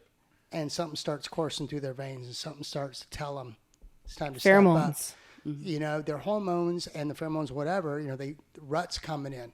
So, emotion. I'm sure this is driven by emotion because you have a dominant buck. That's why they fight, right? There's an emotion driving this. It's primal. It's primal, yes. And it's all to conquer. And then it's to breed as many does as possible. Right? Right. So to say that, I like the separation from animals because we have an intellectual capacity to go beyond primal urges and primal basic elements of logic, because there's logic to this. There's logic to pack mentality, even amongst wolves, where we have gleaned a lot of this concepts of alpha, right? There's logic behind this, and it makes sense to them, and that's why there's order. So there has to be logic, there has to be emotion, and there's also stupidity. Because when a buck is running after and smelling on the trail that's going apparently across I-43. Easiest time to kill him. Easiest time to kill him. Yep. And that's when we see the most dead deer on the side of the road. So it makes him stupid as well. So, I love the separation, but the intellectual capacity, I think, is there, but ours is so much greater. So I got a question for ladies first, though, and I want all the audience to write this down too, okay? And just because you said I disagree, I want to focus on you for a second. That way, then I want you guys to answer too. And it was intentional. So take sex off the table. So take sex off the table. What do you and your husband enjoy doing together? Just give me a couple things. So we work together. Okay, but so work. So let's say Okay. work. Okay, Yeah. so let's say work. What else? Gosh, Do you I golf mean, together? Do you go? yeah. I mean, we just hang out together. We're Okay. best friends. Yep. I mean, we do pretty much. We're together almost all the time. Okay, what about you? Yes. Yes, I'd love my husband. No, no, no. Yeah. What do you guys do together? Yeah. What do we love doing Yep, together? yep. Is spending time together, sitting in the car, dreaming up our life, visionary, that sort of stuff. Okay, what about you? Doing stuff with our kids. We have a cabin. My husband likes to hunt, so we have a cabin that he built that we like to go spend time as a family at. Yeah. So what you explained to me is something he can do with a guy. Yep. That's what. See, I'm speaking to you directly as a man that way. The only thing that really separates you from a buddy is sex. The only thing that separates you from another woman is sex. I can go. I said so. We like to golf. Yeah. Okay, I golf for Ross. I don't like to. You saying? No, but here's my point. Is this? Yeah, No, no. we want to be reality Yeah. that way Yeah. because people want to actually know. Like said, that's why when women say it's not the most important thing, I'm like going, well, everything that you like to do with him, he could actually do it with another guy. Yeah. You saying? Oh, we like to hang out. Well, there's guys like to hang out with our guys. We like to go to the movies. Oh, you can go to the movie that. Right. Worst case, you could do it with another girl that way, but the only thing that separates it, you give them a point. And see, so what happens is that's why I sit there and go when because you see it today that it's actually like you said, you've seen this a lot. It's weaponized. It's like you're gonna lose if it's like that. You're gonna lose him.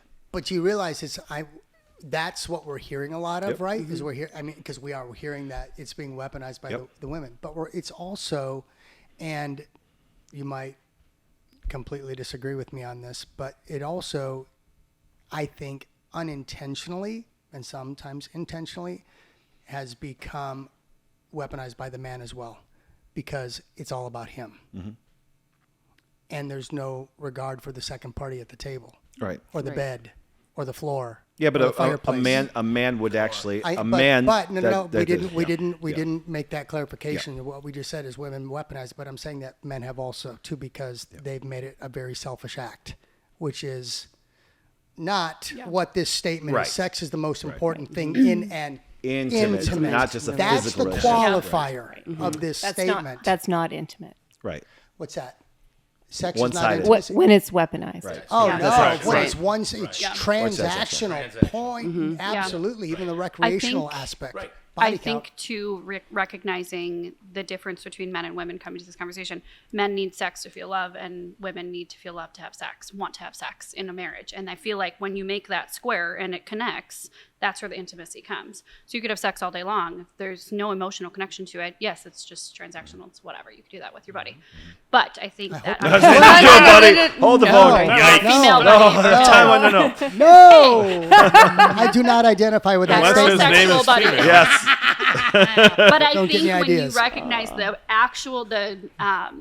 the deep commitment that comes with intimacy, like how do you achieve intimacy? It's the commitment piece to it. Sex is always going to bring you guys back together to achieve that intimacy emotionally, spiritually, physically.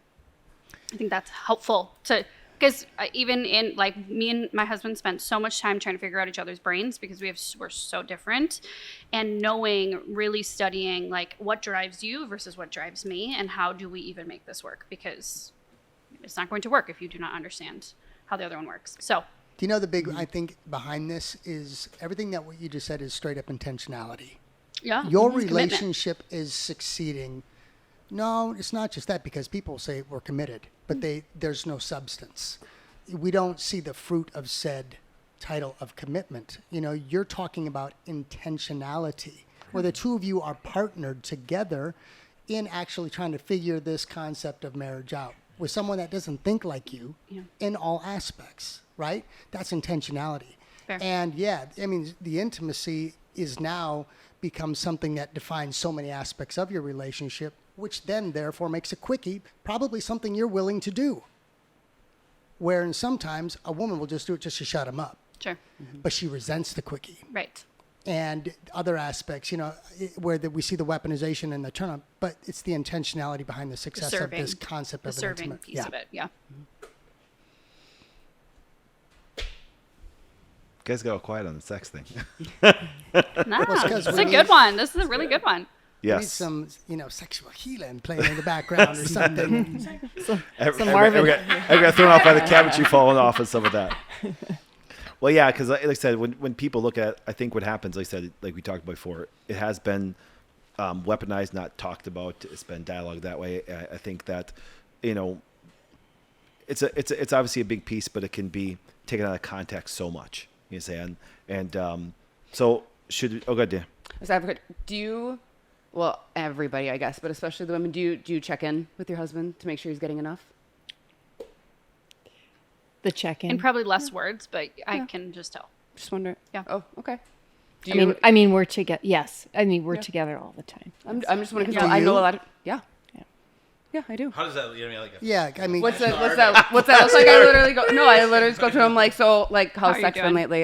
Do you feel like Yeah. you've been getting enough? Do you feel like you get, sorry, mom, do you feel like you're getting a blowjob? Mom Do you feel watches. like, Hey, what's Mom, going on? good job, teacher. And it's normally a, yes, and every now and then it's a no, not Sure. very often because I'm Yeah. pretty on top of How that. long have you been married? yeah. How long have you been 9 years. Okay, so I've been married like 31 years. So it does, things change as the years pass. Okay, and as you get older, and so, and you'll see that. You're probably over 20 years younger than I am, but going back to the original question and how I answered it, it's all about the love, right? If there's love, then there's going to be a want for intimacy in ways that are more than just holding hands. So Definitely a good woman answer, but to me, Yes, not yeah. one bit. We don't care about that. yeah. You know what I'm saying? It's and we see the guys, that's the thing. Guys have it doesn't mean that, for example, that we don't desire connection and stuff like that. But I think women emotionally complicate it too much compared to us. Yeah. They really do. I'm a complicated individual, and you've known this about me throughout the years. So I'm probably a balance between the two. I see more so now than ever. I see the need for both. I'm just wired that way, and I'm willing to dive into that connection and that emotional side of things because it's very much a part of who I am as an individual. Period. Yet still very, I would say, masculine, but also not afraid one bit to be that emotional connector, to dive into that. I would be the one in a relationship more concerned about your need being met sexually than you coming to me and asking me, how are your needs? Are you getting enough sex? Because I think if I'm creating that environment, you're aware and you're not asking, you're just doing. Right. You're initiating because you feel, that's where my Yeah. brain goes. But that's me. Because we've talked I agree about with this that. I agree with concept of that. peace Yep. and so does he ask you this? That's my question. Does he ask you, how are you? I typically lead those conversations. I'm normally the one check because I am getting enough. And women tend to, we know as women tend to just need less overall, Yeah. just straight up sex than what men do. So Right. I'm pretty well taken care of. And if I don't, I go Men and get need it. it more. So, Initiate it, Women yeah. need it more. well, I What? meant men tend to need it more. 10. Yeah. Okay. Yeah, What 10 is the to- average right now that they say potentially per week that men need it? Does anybody know? Well, they want it Well, every here, watch day. this. Statistically, they say. 1 out of 4 men live in sexless marriages. Right. Yeah. So we're not Live talking in small. sexless. 1 out of 4. Sexless. I first question I looked at 1 out of 4 men live in a sexless marriage, and I don't mean this negatively, women. But you take that off the table, you're no different than any other woman out there. You're no different than any other guy out there. And I'm sorry, Yeah. I'm going to run on this a little bit this way because you caught my attention, Doc, and I have a lot of respect for you. I don't see how a husband and wife can be best friends. I don't understand that. You're saying? I think it's more of it sounds good in real life that way, but if I know it sounds really weird, but I remember, like I said, I don't know people's marriages. I'm just going to speak in there. There's always exceptions to rules, but a best friend pushes another guy to be his best level that way, and it doesn't come from a woman.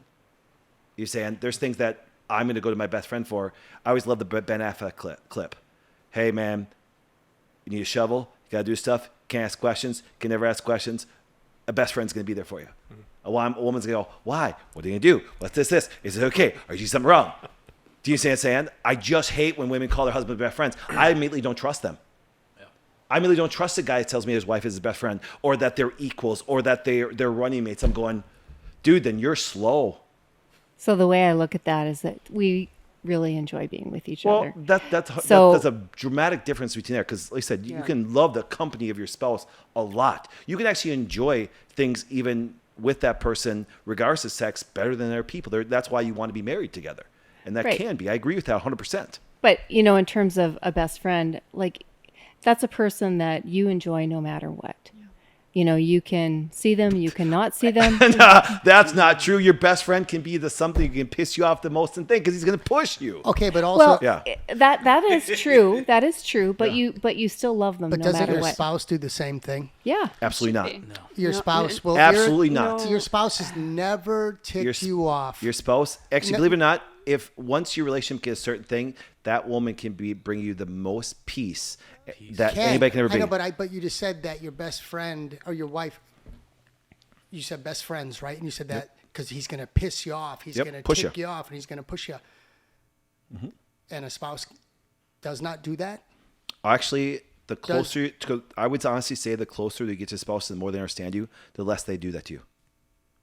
Because But I think it's inherent that it's going to happen. There's going to be conflict. It con- does conflict decrease over is time. yeah, conflict is okay, but still, what happens is my best friend can't bring me peace. My best friend can't. Your best friend is always going to challenge you to get better, and that's what a true best friend does. And stuff like that. But you know something? Nobody can bring, and this is where I say, nobody can bring peace like women. Nobody can bring peace like a great woman. That's why I said. That's why if you ever think of it this way, it's like I expect us to go to war. I expect us to go to war. And you and I do it. We go to war like Yeah. crazy. I You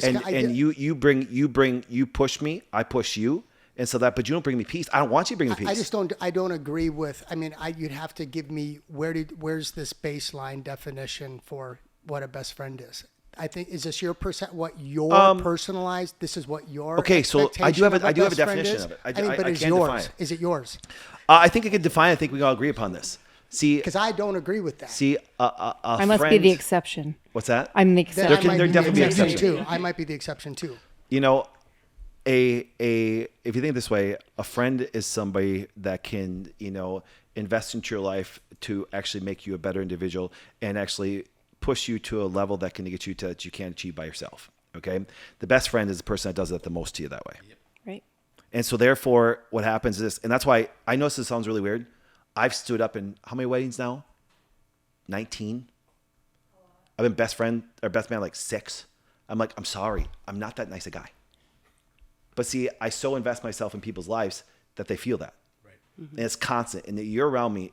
There's only 2 people that are around me. People that love me or people that fucking hate me. Because you know why? Because I'm going to push you to be the best version of yourself around me, man or woman, because you're asexual when we're working in an environment together that way. There you go. Do you understand? Your best friends should kind of be jerks. The best friends go, you're fat, they get your call ass in the gym. Yep. You got gym down there, get your fat ass Why down you there. watching YouTube? You make $10,000 last month. Let's go. Thank you. What did I tell you on the way here? You understand? That's not a joke though. But see, that's a friend. Now here's what happens here's what happens. But now here's what happens. You guys know this. And you're in business. In your business.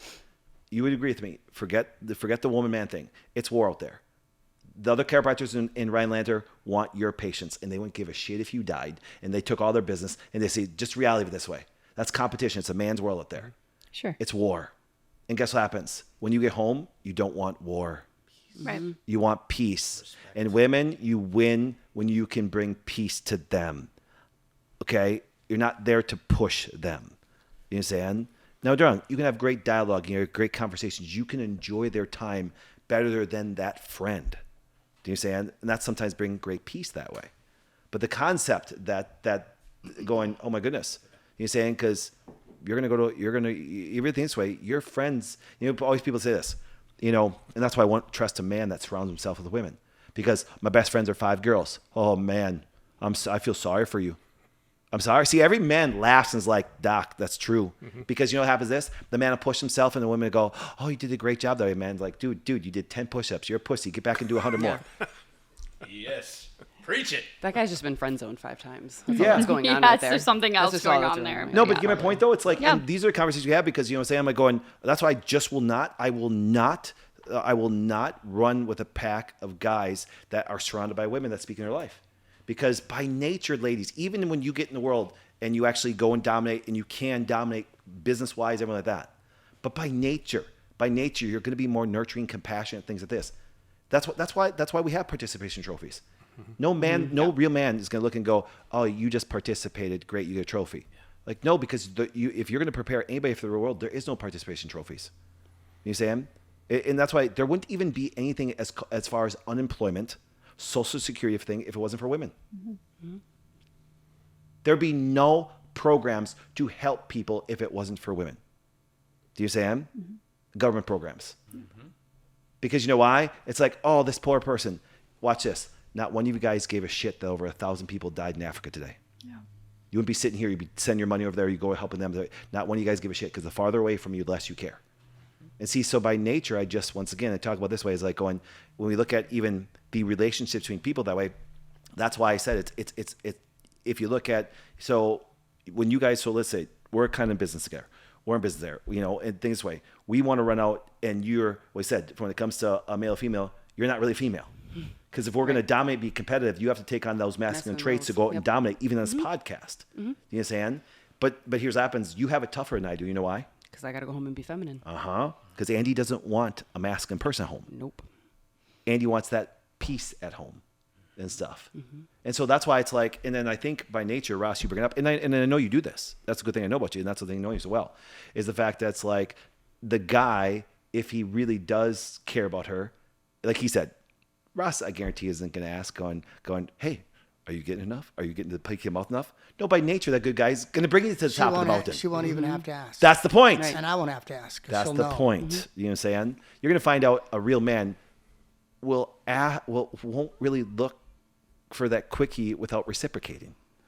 Right. It's called an emotional deposit to a degree. That's kind of funny, emotional deposit. Yeah, it is. And a physical one too. If a guy really is understanding the game, right? That's right. As women can't. Well, it's not a game. Yes, it is. But no, it's a equal give and take. But we understand. At least I do. Let me speak from myself.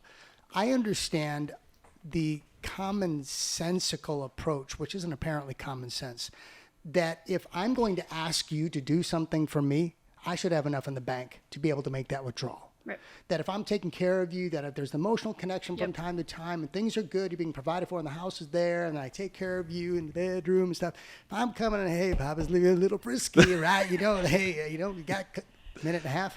Yeah. She would probably say, yeah, yes. baby. Yeah, and willingly. it's not gonna be Willingly, like, yeah, it's fine. Yeah, And then no, she's I'm going to emotionally bed. checked out. But I understand there's going to be that give and take, and because I don't want it to be over the moment every single freaking time. Right? Oral sex. Why not? I don't like it.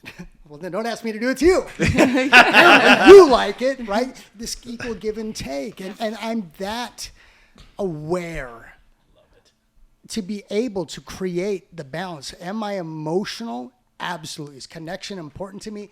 Absolutely. Will I wine and dine? Yeah. Absolutely. Do you know why I say I love it? Because this is, ladies, and this is where it's kind of interesting. Do you know women have entered man's society, and now that's why we have HR departments?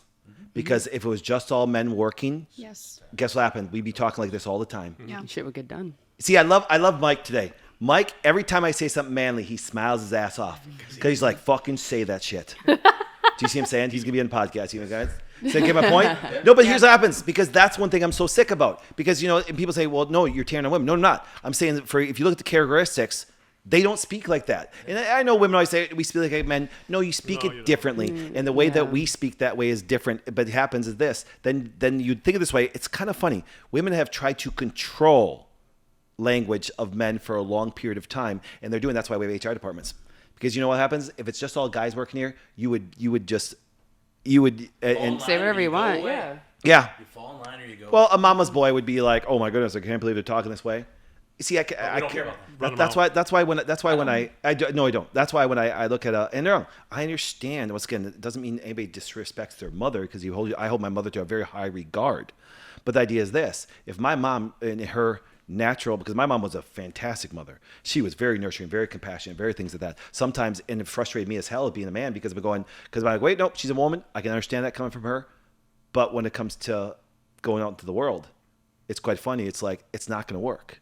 It's not going to work. If we take all the great female characteristics, they don't work well in society.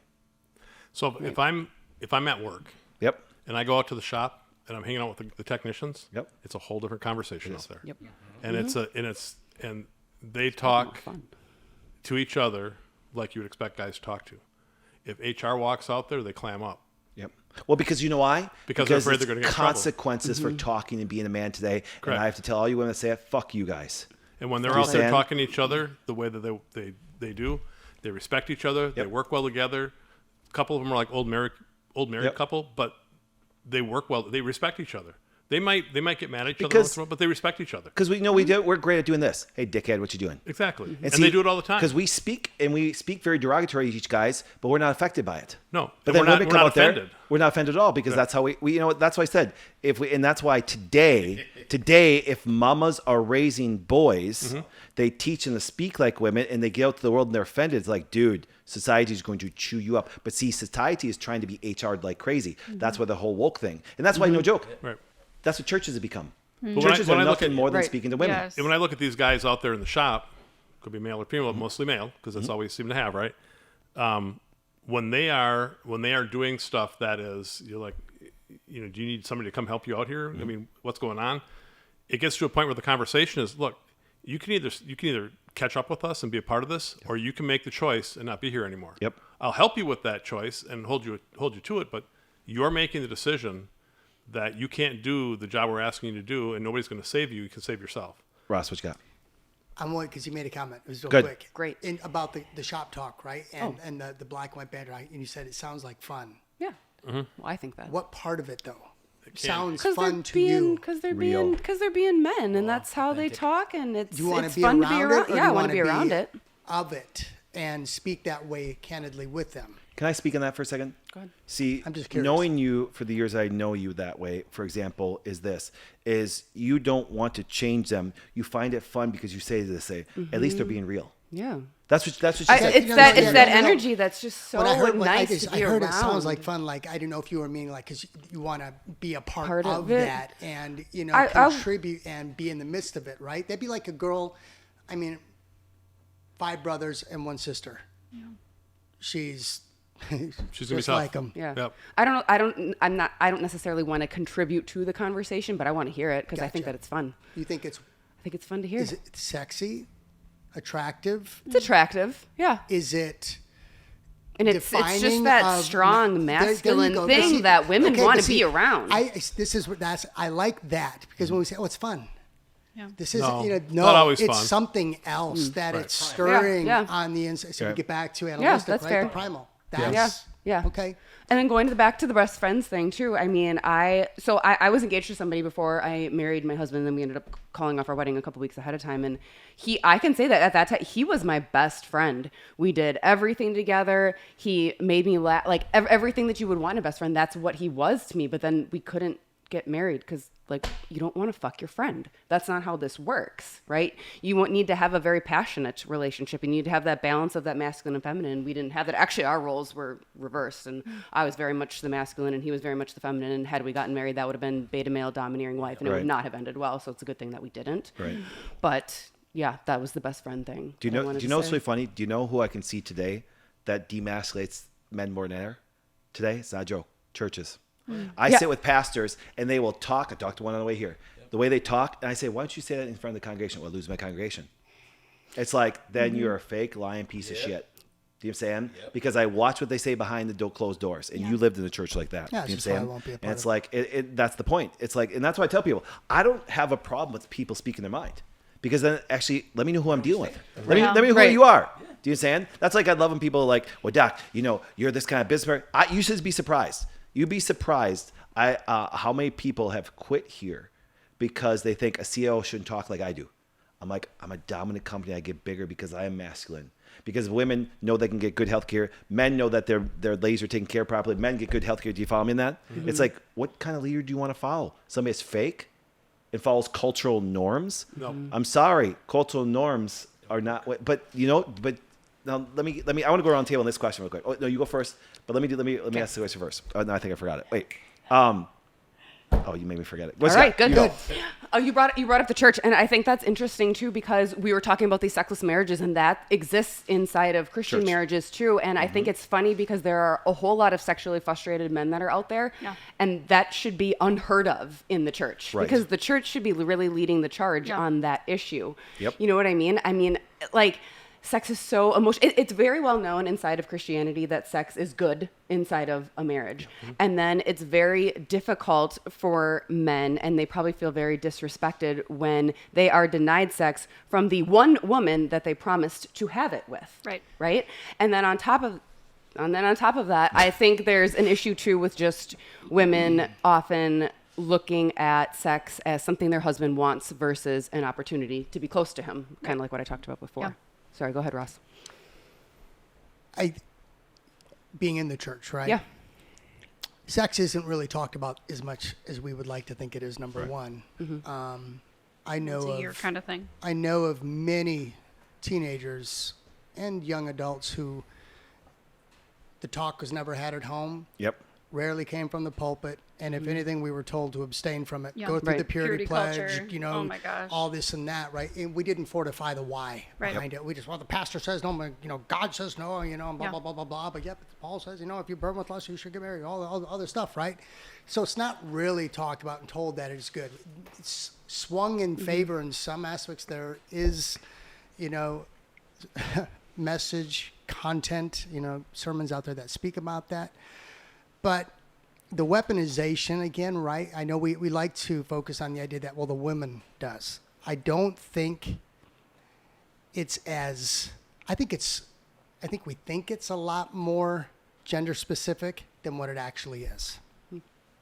Explain. The The weaponization. weaponization. Explain that of one. it. Okay. It's easy for us right now to come out and call out women because we hear stories that they're withholding from their husbands, and we don't know the context behind it. We don't know, because what we just said in the very beginning here, when we get back to the spanking, right? It's all about consequences and violence, right? There are certain behaviors at times do need consequences. So if a wife is choosing to abstain, we don't know the context. So we can't just say that she's weaponized it, because we don't know what was weaponized against her to bring her to that place.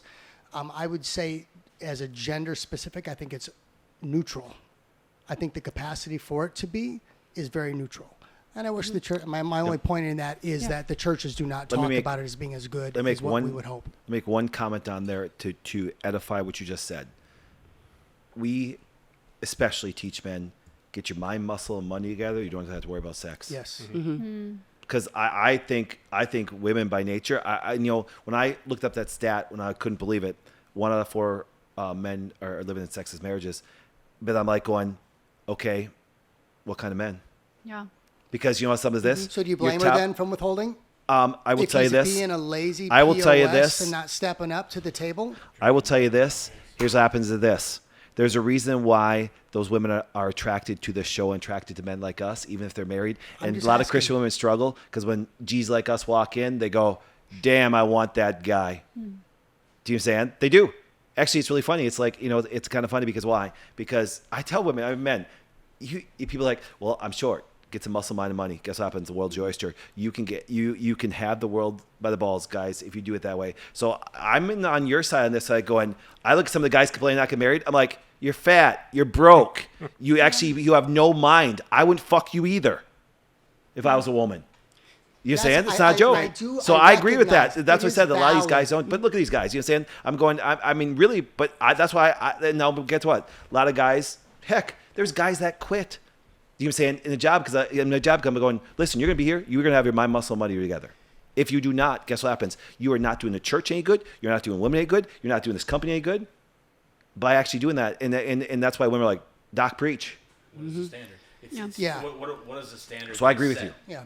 Oh, I mean, I wasn't trying to, to get that, but I think it's that now if a guy were to come up to me and say, my wife's holding in front of me and I have a history of a relationship with him and I know that there's very good reason why you're not getting it because you're a POS and you reduced her to a piece of meat for self-gratification just for you to get off, I'm going to be like, dude, I wouldn't give it to you either. Right. But see, a real man has his stuff together. Wouldn't do that. that. Wouldn't do That's it. Right. But That's right. Well, what he That's does. the exception. when we Or hear should that, be the we're exception. hearing Maybe now weapon. that's the rule. Well, and we can see, and that's why I think where if you look at some of the examples they use that way, they'll say, and I'll tell you, this is not a joke.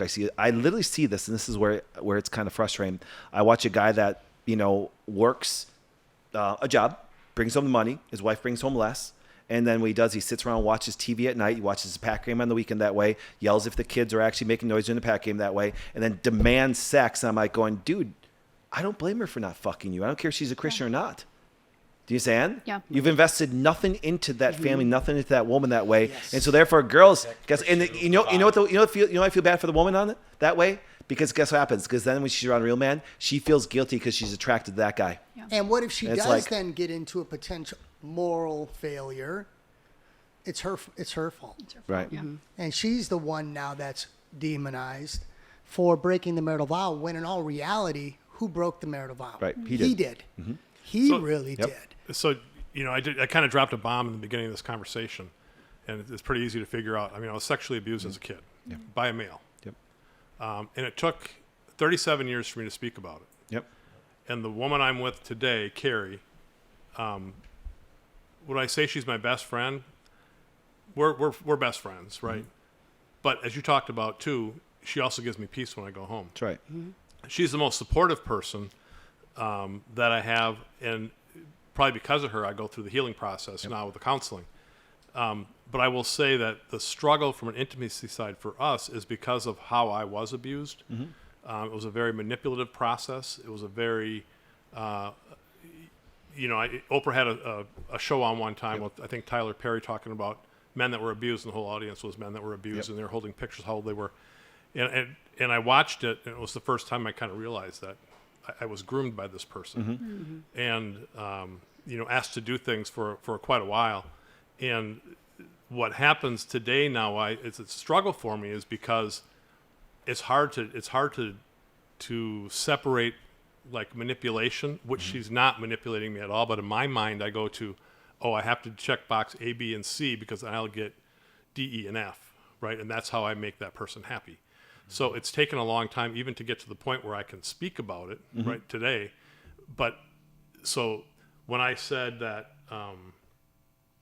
sex in a marriage is one of the most important or sex in a relationship is one of the most intimate parts of it, it's absolutely true, because when that connection is there and the mind shuts off and it's just the emotional side of it, this is the person I want to be with and all that kind of stuff, that's what it's supposed to be. And knowing that I never had that before, and then I have that with my wife now, it's amazing. But to get there is such a frickin' struggle. Do you know what you said? Here you said the key word, because I always say, listen, men gotta have their mind, muscle, money together. Yep. And guess what happens? And from a woman's standpoint, that's very attractive. Yep. But we created the 3 S's. Women have to have their 3 S's: sexy, support, and serene. You said Sam? support even. Yeah, you said support. So when you That's said what that right triggered, there, yeah. see, and that's why you connect with her the most. Yep. Support. I trust her. She's got more of my past. I won't call them secrets because my therapist has those too. Yep. But she has more of my past than anybody. I trust her with everything that is that vulnerable and traumatic to me, to share that with her. But sometimes it's also unfair to her. Yep. Right. Because I'm putting that burden on her. Right. And that's not fair. And But so you know who's meant to take that burden? well, God is meant to take that burden. Yes, but that's a over spiritualized answer. Yeah. Well, Do you know who's meant to take that burden? God's gonna put a strong male in your life. and I do. My best friend, who I don't see. Wait, very what did you often- just say there? My best friend. Thank you. Yeah. That's why your wife can't be your best friend. No, that's why I kind of hesitated when I said that about her. Yeah. But what I'll say is my buddy Eric, who is the one that will kick Yep. my ass and tell me I'm Thank full you. of shit and all that kind of stuff. I don't see him much, Yep. but we talk on occasion Yep. because he's out on the West Coast. Yep. But that's the person that will hold me accountable, Right. and push me.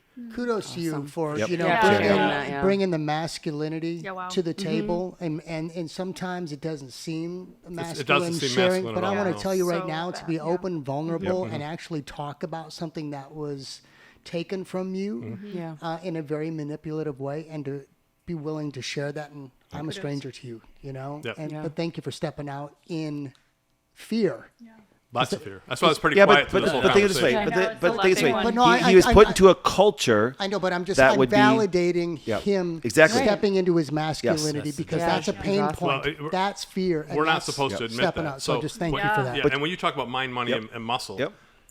the reason why I work out Yep. is so that nobody can manipulate me again. Exactly, Yeah. because you can strong. And see, the reason why you can share stuff is when you're around people like that. It's easy to share stuff like that. People like women like, well, you should always share. I'll share. You're gonna find out that guys, when they get together, a bunch of guys, they share everything. We do. We'll even tell the detail of sex we have with our wife. Yep. Do And you stand? our wives don't like that, but They don't. that's what we do. But now, to your point that you made earlier about sizing people up in the room, What's that? I sized him up in the room when I walked in. I See, thought- see, by I nature, thought- you size them up. I thought I might be able to take this. That's one. what I said. But see, women don't understand that. He's a teddy bear. That's right. No, women, but see, women don't understand that they size up it different though. Yeah. Because a woman, what they do is they mentally look a woman up and down, and they look at the looks, they look at the things, look at the body, look at everything that when they size women up that way. We look and go, can we whip his ass? Right. This is not a Probably joke. a It's no, gonna be but one. get a good shot. That's right. Every time. It's but that's the nature. And see, that's the conversation you got to have with her because, like, well, no, women are catty. No, they don't. They're sizing women up. They size up They differently. do it differently. Yep. Hold on. Women don't like details being shared. That's a Kind thing. of a brag. I don't know. They hold Is it that a against each thing? other. That's a thing that women don't like. No, that when men talk about the detail of sex, that women don't, their wives don't like that. Is that what you said? They can sometimes not like that. That's a so thing? it No, I'm can be. asking if that was a thing. Okay. Because I Yes. mean, when we speak amongst our guys about what's going on with our wives or even girlfriends in the past, whatever it was. right. There's a If it locker makes it room back talk going on home. there. That's a little bit more Dude, crude. but let me say it Right. out since everybody's watching. Right. For all you wives out there, here's what happens. This Dana, you're a man. Is anything that we talk about that we've done with our wives was we went there, we conquered, we dominated, and guess what happens? a And we want, masculine- and Yeah, if we that's could why I'm like, show it's a you masculine video of it, brag. we would. Right. Look at We this. would show you guys like, dude, look what I did here. I tore that shit up. And then we would have a pissy match who tore it up better. Like, no, look what I did. Yeah. And stuff like that. And then that's competition. Yeah. That's Men what makes are the at world go competition round. with everything Okay. when it comes to Exception. that way. Exception. Okay, exception. Yeah. Yeah. You understand? I didn't even know. I Can didn't I even take know. a- No, I You really didn't found know. out that your Can I take an husband interesting was turn on in this the topic? locker Absolutely. room Wait, with what's that? other When he's done, you go right next. Yeah. if your husband was in the locker room, golf course, whatever, going off on intimate details, as we do, and this got back to you about I'd be like, we're doing this and we're doing this and this is what you're going No, to tell you're him. the And this exception. You're the that's what I'd be exception. doing. I think you I'm- are yeah, the I'm- exception. You're exception.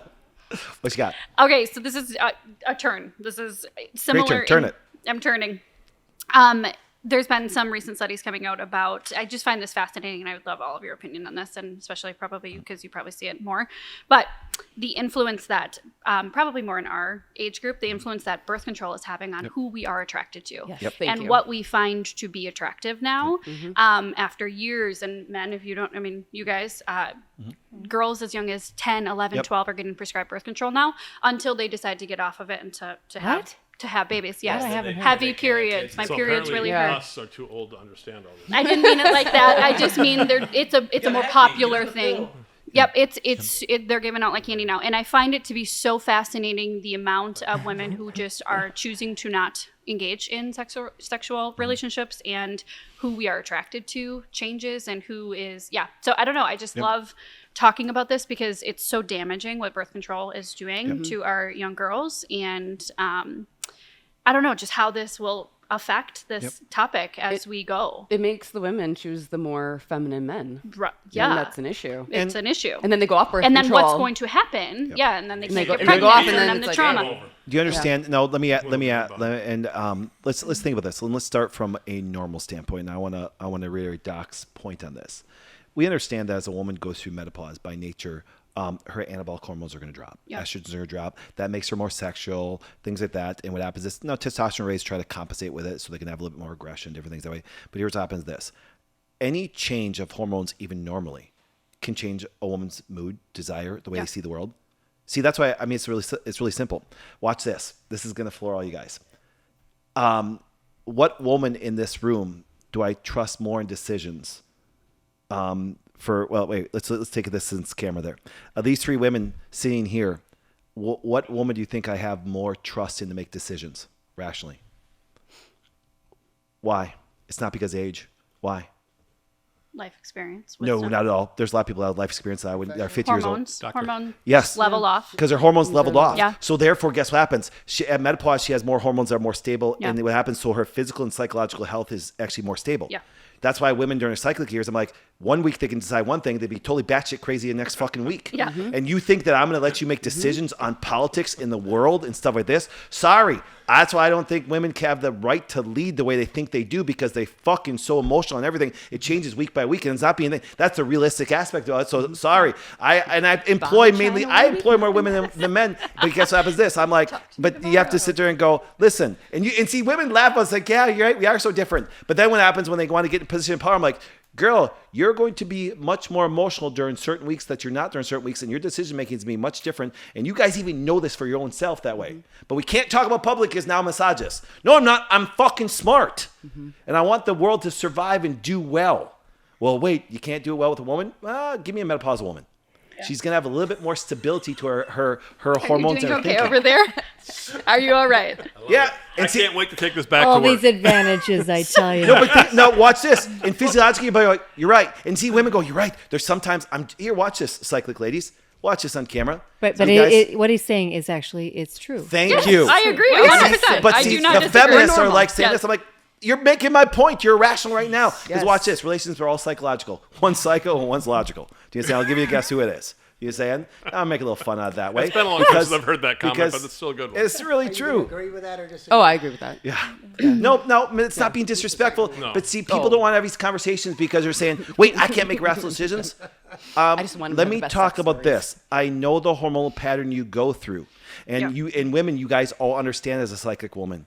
Do you understand? That's why it's really funny. Now watch this. And I want to get your opinion on this. See, people sometimes say to me that women are the most emotional. I kind of disagree with that. Mm-hmm.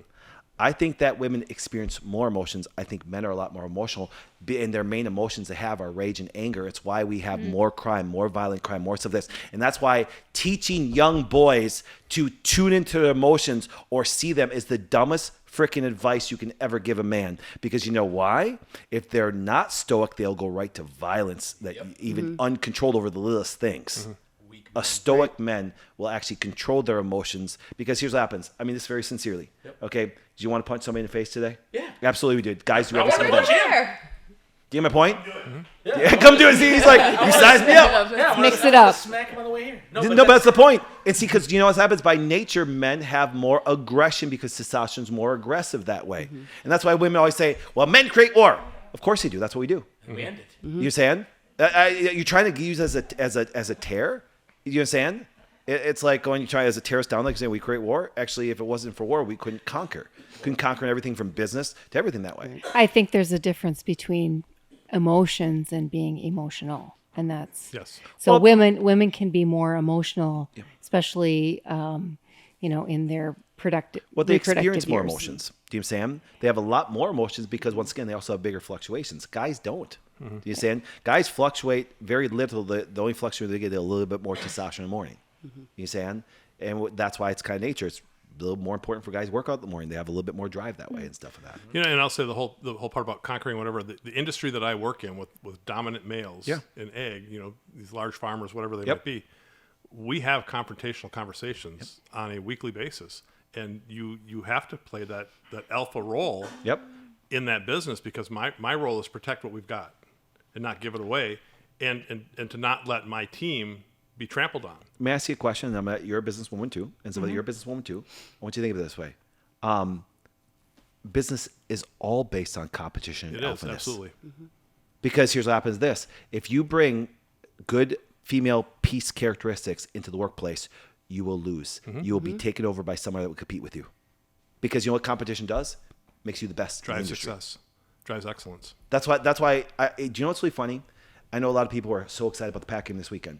I want you to take the female characteristics that bring peace and actually can bring a certain level of culture and things like that men cannot bring that into the Packers. What kind of players would you have? Yeah. Everybody gets a chance. We'd have Bart Starr all over again. No, get my point though? Yeah, that was Bart Starr as a coach. This is a good player. He's a good guy. He's good to the community. He punts 32 yards every time he punts. We need somebody that can boot it 50 yards. That's right. And see, but you dare notice that masculine traits are only acceptable in professional sports. They're not even acceptable in kids sports anymore because moms are like, my kid didn't get a chance to play. Yeah, because your kid sucks. Right. Your kid sucks.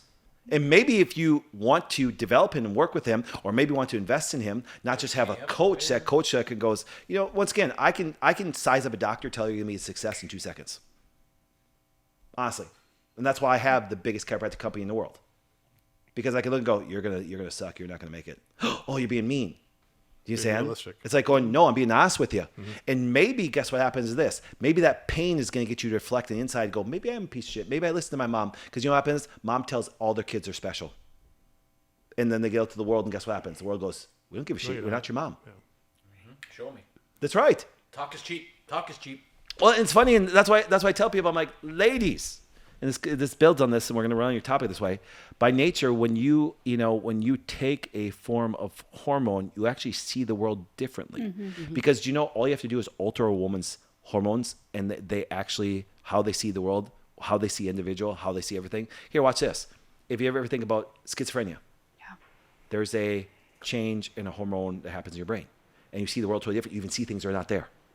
And so imagine you're taking something called an endocrine disruptor, which is birth control. Yeah. You're going to see, you're going to perceive, you're going to experience the world totally different. What about all the stuff that's in food? And water, foods, garbage, everything. everything. Yeah, And that's why I love it. It's like, that's why people Plastics. talk about, exactly. It's like those things are endocrine disruptors. And so that's why when people say, well, doc, this came a question in my live yesterday. Why do chiropractors always seem to find all these bad things that way? Because we understand it's disrupting to the normal things, how our body works. Right. Physiology That's it. is important. That's right. It matters. Exactly. So I can't justify doing that because women are going to perceive their spouses different. Do you understand? They're actually starting to say this, that when women start to get off birth control, they actually sometimes don't even have attraction to the husband they're married to anymore. None They at go, all. Right. holy crap. Yes. You're not the man I thought you were.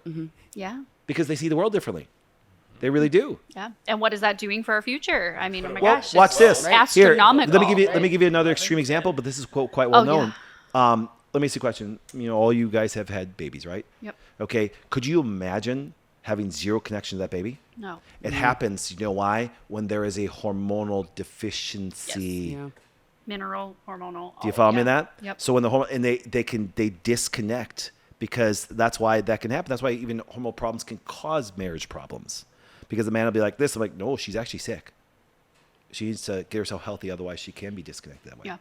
So, yes. Boy, we spiraled off into some good things that way, didn't we? Yes, we did. See, now watch how many women are like saying, Doc, you're saying that I was like, woman, you can't make rational decisions. No majority of the time you can't.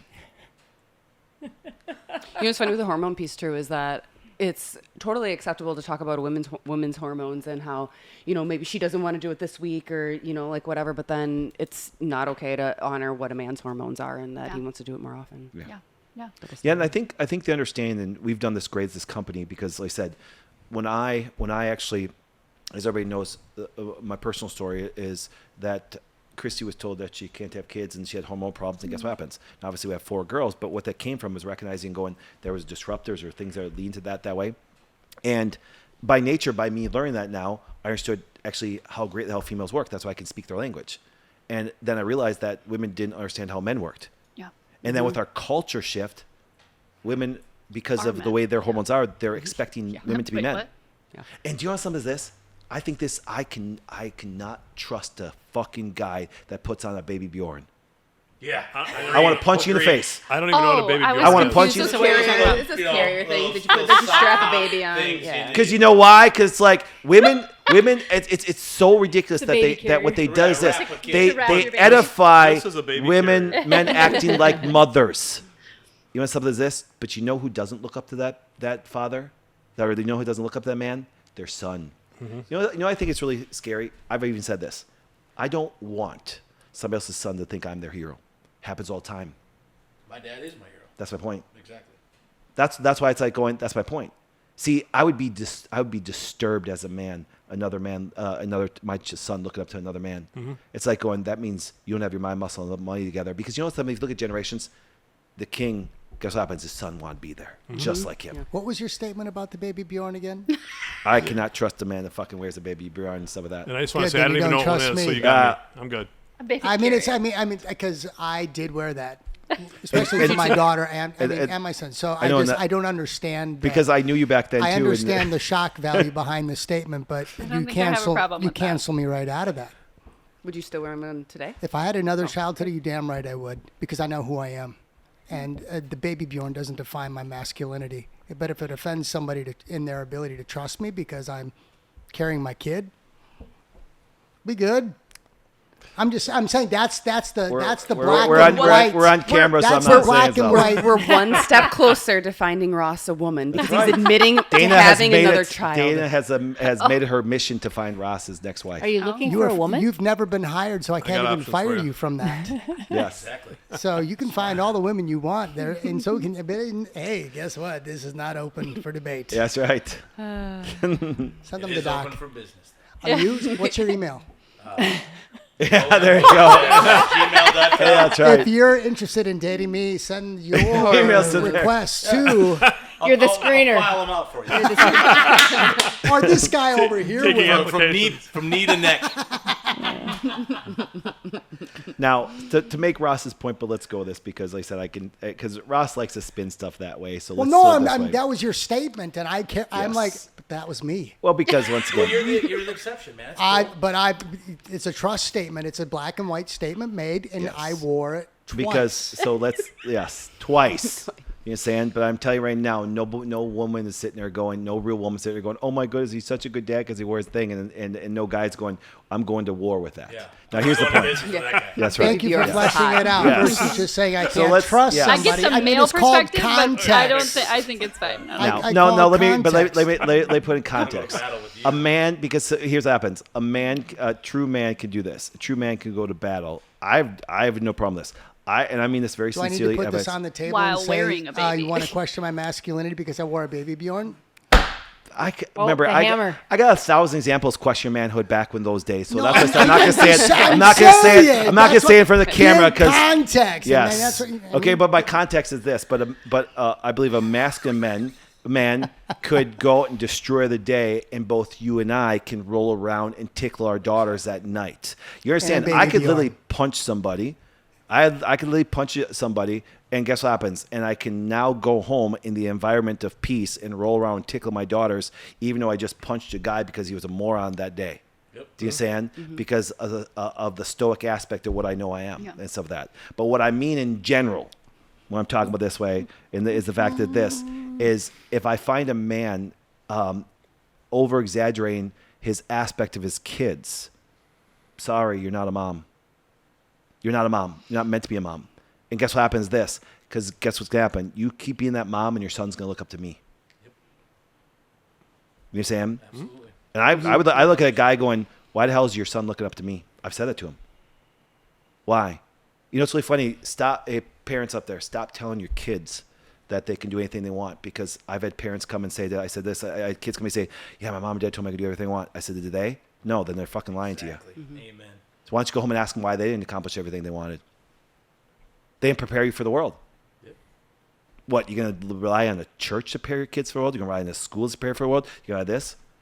And what are you going to do, sit around and watch a Packer game and think you're going to prepare your kid for the world? So I'll give you an example. Yep. So my son is he's down at Madison. He approached me in July. He got accepted into pharmacy school. He's going to be a pharmacist, all that stuff. He approached me at the end of July, and he said, "Dad, I'm changing my major." He goes, "But I'm nervous. I don't know if I can do it." He goes, "But I want to challenge myself and I want to get there." And I said, "Your concern is that you're going to fail, right?" I said, "You're never going to know unless you try. So you got to put that effort in and see if you can do it." He's not going to med school. Yep. So he changed his opinion what he's going to do, but he talked through it and he was trying to figure out, how do I make this switch happen? How do I challenge myself enough to know if I'm really good enough to do that? And I said, there's only one way to find out. So I got a question for you, because some of you guys have kids at Madison, right? Mm-hmm. Okay. Political views, Democrat, Republican, which one are you? Mine Republican. Okay. The one graduated, she stayed a Republican. You this mean one's our strong. kids or me? No, you. Oh, yeah, I'm conservative. Okay. All the way. What about you? No, I knew that. I knew. I said, what about you?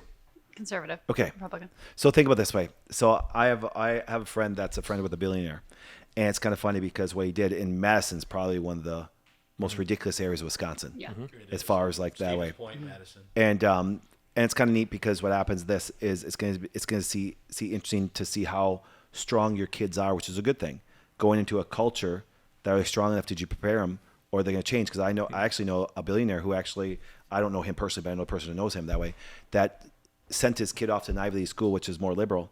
And now the daughter won't even talk to the dad who's a billionaire because of the conditioning that they did within school and stuff like that and things like that. So I'm curious to hear about your thoughts about what it's like, how long they've been in Mass and what they've been doing, what they hear. So I had one that graduated a couple of years ago, conservative all the way through. Yep. The one thing she said was hard sometimes to share her opinion amongst just a classroom because of being conservative and being shouted down. But amongst her friends, they're all conservative, so they're good. Son the same way, except my son's a little bit more vocal. So he's okay saying speaking his opinion. Yep. But when I walk into his apartment with his roommates and they're watching Ben Shapiro and Joe Rogan talking about stuff and politics and going on and on and on, I'm like, there's hope for this world, you know? So they're all stayed conservative. Now that's why I had to say about this, and that's why you brought my point up before Dana brought us up this way. You're welcome.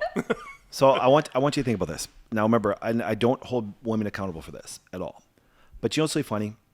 This is why I really believe that pain, stress, environment, and stuff like that really shows who a person really is. Because here's what happens. COVID showed me who people really were. And here's what happens. And all you over-spiritualized Christian people watching, all of you people that think you're good people, which I don't want good people, you know what I'm saying? I want kind people. But think of it this way, is here's what happens. When that thing came about, what were you like? Do you know what I'm saying? Can you defend your position? Can you do those things? Because what happens is people end up doing what? They give in. And then what they do is they say this. And people say, all this would have ended if, once again, if good people do nothing, evil always prevails. Always. Great story on that. Always. And that's why I'm sitting there going, and that's when people say at church and like, well, I don't believe this, and stand up and say something. Well, I can't do that. Then you're just a piece of shit. See, I have no problem telling people, you just suck.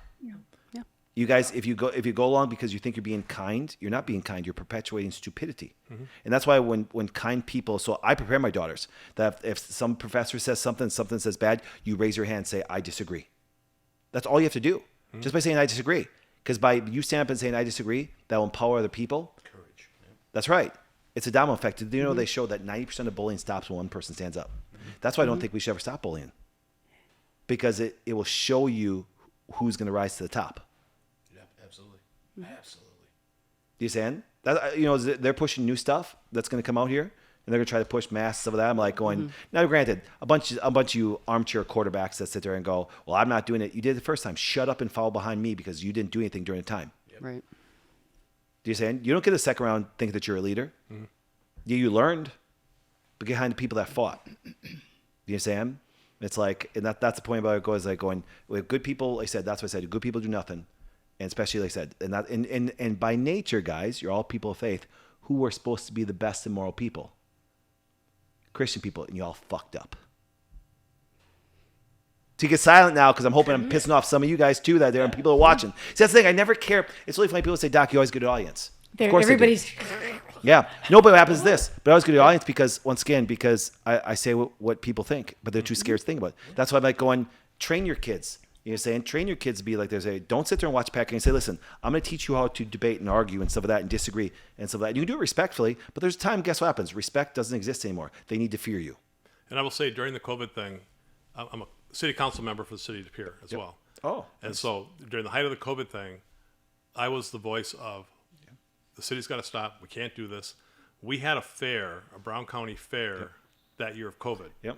Do you know who saved that? You did. I did. Why? Because I told them it was bullshit that you're going to try to shut down the fair and not let people park, and they had to wear a frickin' mask outside, and they could only have 50 people at a time in that parking area. And I said, it's bullshit. These rules don't work. They don't exist. And so I fought to get us allow parking so that they had a place where people could go to have the fair for Brown County Fair. Yep. And I was able to get that to pass. So we actually were the only area around northeast Wisconsin or maybe in central Wisconsin that actually had a fair that year. Because I said, this is crap. You guys are making up bullshit rules that don't make any sense. You can't have people outside without a mask on. You can only have 50 people in the parking area. Who made up these rules? Do you know what you said? You fought. I did fight. And I do it all the time on city council. And who's meant to fight, men or women? Men. Sorry, ladies. I know you guys are awesome. You're strong. Some of that, not really. But here's my point. Some women fight, though. Yeah, but guess what happens? I mean but this the men are sincerely. better at And no, I met Dana, and Dana caught my attention when she challenged a guy that was speaking. My whole team was there, And she's like, when are all the men gonna step up? I'm like, ooh. And I knew her from before. I'm like, Dana, we're gonna become friends now. Do you understand? There are women that are the exception. Yeah, they're accepted. But here's the point, though. If Dana, okay, and her large frame, you understand, and all of her, strength and fear she brings, if there's 30 Danas standing outside the door, and some of that protesting, Mike's gonna walk through, go get out of the way, bitches. Yep. Do you understand? But if there's 30 Mikes standing outside, You got a problem. You got 4 mics. get my point? Yeah. Get my point on that. Yeah. See, there's an essence that men and masculine stuff brings that you don't do this. So I don't hold women responsible why COVID happened. Actually, women are the easiest to manipulate because all you have to do is create an emotional argument. Your grandma. Yeah. Your you grandma. know what's Your what? grandma. She could die. Fuck Yeah. your grandma. She doesn't pay my bills. You know what's interesting during COVID is I saw in the birth world. So our business skyrocketed Yeah, it because did. everyone was like, I "This refer is- people to you like Yeah. crazy. Thanks. I have a ton all these years. Thanks. So I have a lot of respect but for even you. just hospital goers, so they were like, and what I found really cool was to see the dads Yep. stepping into the masculine power of being a father Yep. and saying, actually, I didn't think I cared about how my wife was being treated or my partner was being treated in the birth world, and now I do because of all the regulations and all the whatever. And so it was so interesting to see and so very cool to see the dads and the moms kind of inevitably were benefited from that. But Do me a favor. to just step in Because that. I referred to your place because I have a place in Apple and I have a place here. Tell everybody what you do and tell everybody where they can find you. Yes. So I'm a midwife. I'm a licensed midwife at Alba Birth Center in you go. Appleton. We deliver babies out of hospital. It's low risk moms and babies, vaginal Big fan. and medicated deliveries, and it's just physiological birth. There's nothing glamorous about it. It's beautiful, but Yeah, there's it's nothing beautiful. glamorous. Yeah. And I you sent just many come, people you your get way. really great care, and we love you, and you have your babies. And then I can tell you go from home. experience, I've sent a lot of people there. And my Thank patients you. have been very, very, very pleased and stuff with that. So that's why I was excited having you on and Thanks. stuff like that. We And have also lots of challenging. they come in and say, we're a wellness way patient. We're like, great, you're Yep. good, you're well mineralized. We say you're well mineralized. Yep. We actually appreciate Yes. it. So yes, Yes, no, that's- the it's nutrition fantastic. does not need to come with that. But Yes. yeah, it was interesting to see that in the birth world, and just it was cool. Yeah, and like I said, you've done a great job. And like I said, and I wish, and it really, once again, birthing centers should be the key for birth. And then once again, we all know this. Everybody knows my example. That there should really be two forms of basically healthcare. There should be the emergency medicine. Thank God we Yep. have medicine, drugs that can save a life, but that's not how you become healthy. Right. That's what we need, like us. Get out And so I of said, the fire hospital department, system. carpenter that way. And guess what happens? Yes, there is going to be emergencies. We accept that. Yep. But guess what happens? The majority of births do not need to be at the hospital. Yes. It's actually very bad. None of my kids were born in a hospital that way. You know, Sam, my kids were born right in our bedroom and stuff. Love Heck, that. one time we tried to make it to the tub, it didn't work. It's delivered on the floor. It happened Yep. so fast and stuff like that. So, but yes.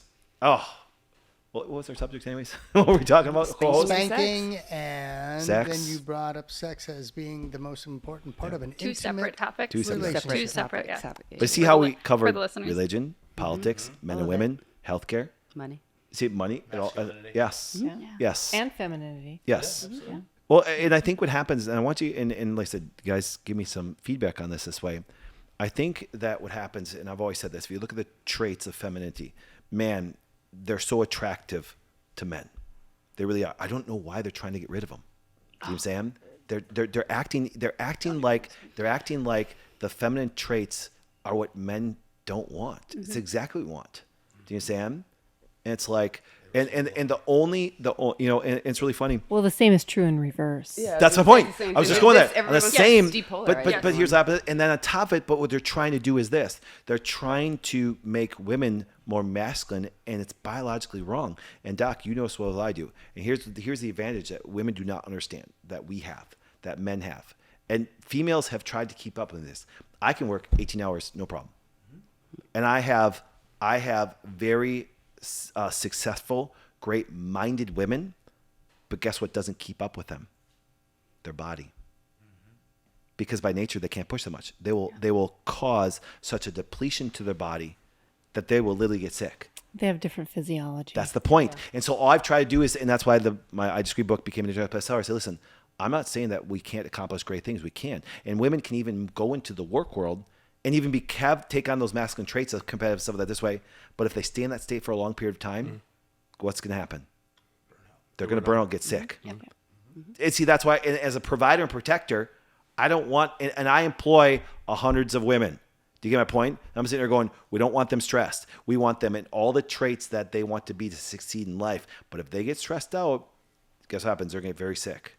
And we need, and I said, so that's why when people say, when I'm talking about being derogatory to women. I'm not being derogatory. I'm actually living in reality.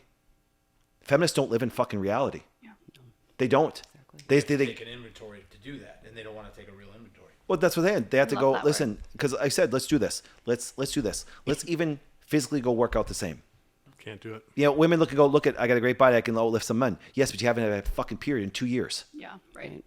So all the feminine traits that you're supposed to reproduce and everything that actually, and it's really funny, ladies, when you act like a man, you have nothing that we want.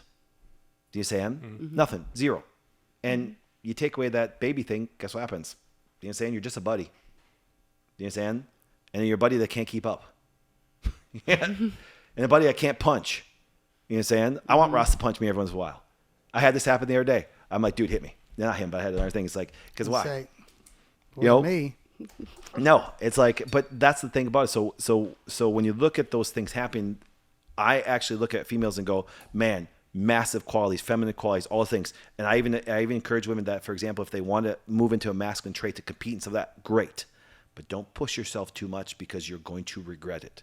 And you're not going to regret it from actually having a high performance and making money and do things that way. You're going to regret it from a health standpoint. And then you're going to tank. And maybe a family standpoint. I know a lot of women that are my age or old. I know a lot of women my age are maybe 35 that they made partner, and they're a partner for 6 months, 2 years, and they're the most miserable people you've ever met. Yep. Because it's just not fundamentally who they were designed to be. Well, let me ask you a question. Anybody have, well, sorry about that this happened, but your grandma of 101 years died. Yep. Now think about this. How many kids does she have? 3. Okay. How many grandkids? 3. Great grandkids? 7. Okay. Now think of it this way. Do you know that, when do you guys have the funeral? No, in a couple weeks. Okay. So think of it this way. When you show up at the funeral, the conversations about grandma are going to be what? Well, I want them to be joyful, but this is at a Catholic church, so No, but you know. just in general. But think of it this way. But you're going to realize that everybody that's at that funeral in the family came from her. Yeah, exactly. That's going to be her legacy. Yes. It's not going to be about her work or anything like that, unless it's a funny story about her work. But it's going to be about her life and her kids and all those. That's things. right. And see, no one looks at a guy when he's dead and say, if it wasn't for him, none of those people would be here. They actually go, what did dad do, or grandpa or great grandpa do to provide to make sure that we survive as a generation that way? Mm-hmm. That's what I said. And it's really funny. When my grandma died at 93, or Chrissy's grandma died at 95 that way, and all those people that are going, yeah, all these people wouldn't have been here without them. You never see that with a dad in there. Right. No, none of these people have been here without him. Do you get my point? Yeah. We've lost that cultural aspect that way. I'm like going, that's why, can I say this? Okay, I want you guys to tell me if you disagree on this. I love it. Oh, because you know why? All you guys have kids. Imagine that they're sitting on a podcast like this and saying that they had childhood trauma as far as like that was delivered by their parents and stuff like that, and your parents are watching this. Are they going to feel respected or disrespected?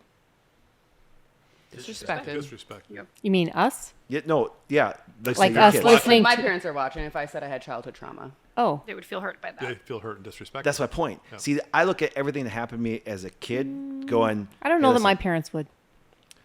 They're let me-" dead, but That's I the don't point. but I don't think they would because Well, then they have to just My dad go. would say- They have to go. I was just a shitty parent then, Wendy. I was just a shitty parent. And I accept it, and it can be that way. But that's not the most thing that way and stuff like that. Now, if we hold things accountable for people that way, and because there's a lot of parents, no joke, there's a lot of parents, even single parents, that are doing the best they can. They're I doing think the best there's they a can. difference between childhood trauma and traumatic experiences that happen during your Well, childhood. yes, but what I'm saying, here's the point. I deal with a lot of people all the time, and they're always blaming their childhood or why they couldn't pick up a phone or why they couldn't do stuff this way. And so, do you understand that the majority? And I agree. I can honestly tell you, I think it's been about 3 generations that lost the aspect of family heritage and culture and stuff like that. You know, it's really funny. It's almost like they don't honor their heritage anymore. It's been lost. It really has. Yeah. And that's why if you ever think of it this way, that's why kids look at other people as mentors and stuff. It's like, really, if you think of it this way, if you had something passed down, they'd look at you as mentors. Yeah.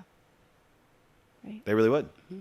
And I tell men, that's what you got to do. That's what you got to do. And that calls them by nature to be better for the kids, the wife, and everybody. Thoughts on that? Well, like I said, as your kids get older, you kind of appreciate whether you did an okay job or not, because they start to parrot some of the things you taught them. Yep. So I think the process from a dad's side of it is our job is to hold them accountable to standards, to give them some guidance, but also let them fail, support them in the failures in a way that's helps them learn from it. Doesn't mean you tell them it's okay. But, when I look at all three of my kids, I remember my daughter at about the age of 13 wrote a sticky note for me, put it on my computer, and she said, I'm proud of you, Dad. You do great things for people. Keep helping people. And I still have the note because it, means that much. Our oldest, who's always, you give him money, and he spent double what he was given. Today, he's so proud of the fact that his credit score is like 780. He's paid his car off.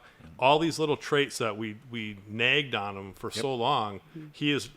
We were just saying this the other day. We're like, holy shit, what happened to this kid? Yep. He's saving money. He's doing all these smart things with it. And then the youngest just, believing in himself that he can do what he wants to do. He's got to apply himself, and he's got to be up for the challenge.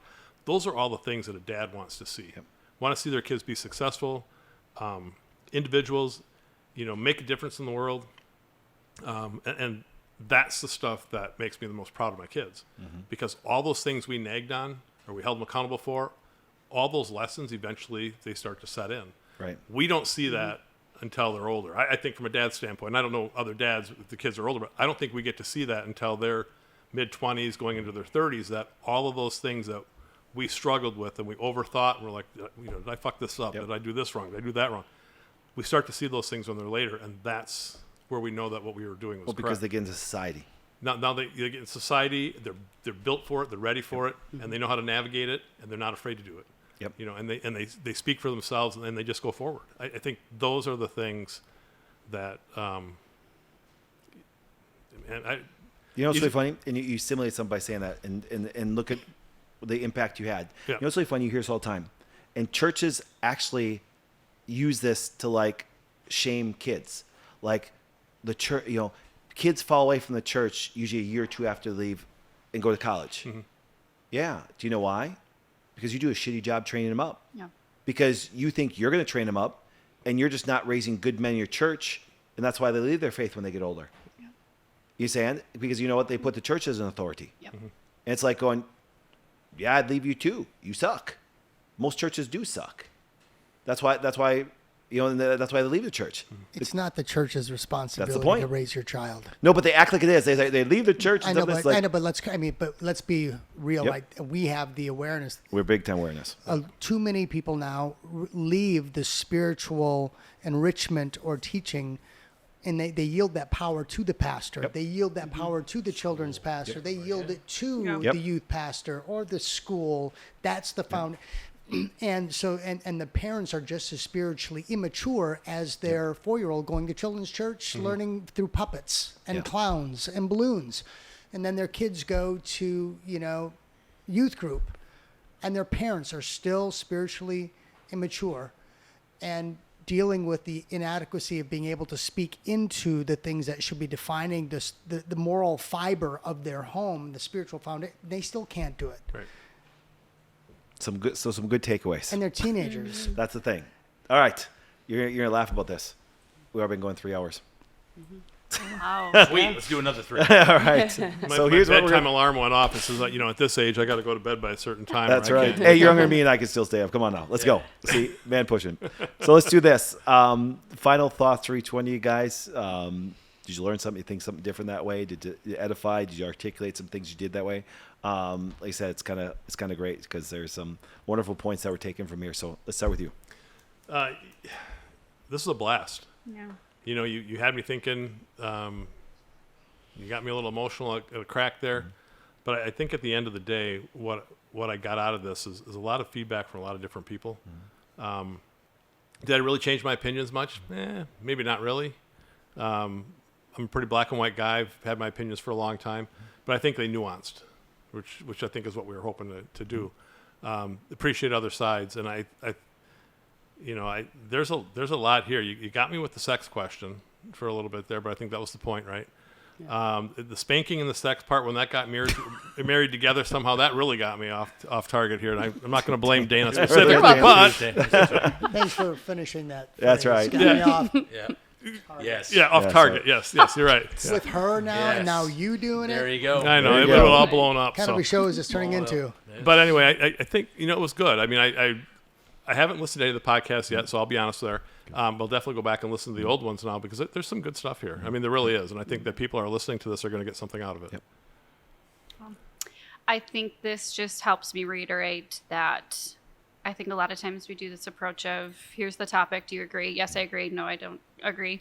And then we leave it at that. So to just challenge us on a personal level to figure out why do we stand in the light that we stand in, and just challenging us as we're moving through our day and flowing to actually know what you believe in and why you believe it and how it's going to affect the years to come. And yeah, this is wonderful. It's a wonderful thing that you're doing. I think it's great. Thank you for the four of you for willing to bring your convictions to the table and explain your why. I know we get to sit and do this week in and week out. So, to be put on the spot like that and to have to bring your why to the table and flesh it out maybe for the first time. Hopefully that this gives you the strength and the ability to understand the importance of you continuing to do that at home with your kids, foster this, and then even within your families, because it is important, right? And so thank you so much. It's not a crack, by the way. It's not a crack. It's you. awesome. And it's authentic, and thank you again. I appreciate that. I love how much you guys all contributed to the conversation, because when we are going for guests, we don't always know what we're going to get at the table. So this was really great to have 4 winners, and so that was really awesome. And I really don't want a trophy. no. Does it say first place on it? That's only if I earned it. Yeah. And so all I have left to say is spank your kids and spank your spouse. Wow. I'm going to take that back to my wife tonight. That's right. You do that. Here's what I learned. Yeah. And then There's a Spank your kids and takeaway. spank your spouse. Yes. No, I thought it was a fantastic podcast, if that's the term. I think that the world, society, the devil says that you're alone, and that people don't think like we think. And I think that more people think alike than unalike or dislike. I think that we're battling. I think 85%, 90% of the population feel pretty strongly in the same realm. Maybe they like this or that, but it's the same realm, and we're allowing the 3%, the 2% to dictate how we survive, function, thrive, and it's just bullshit.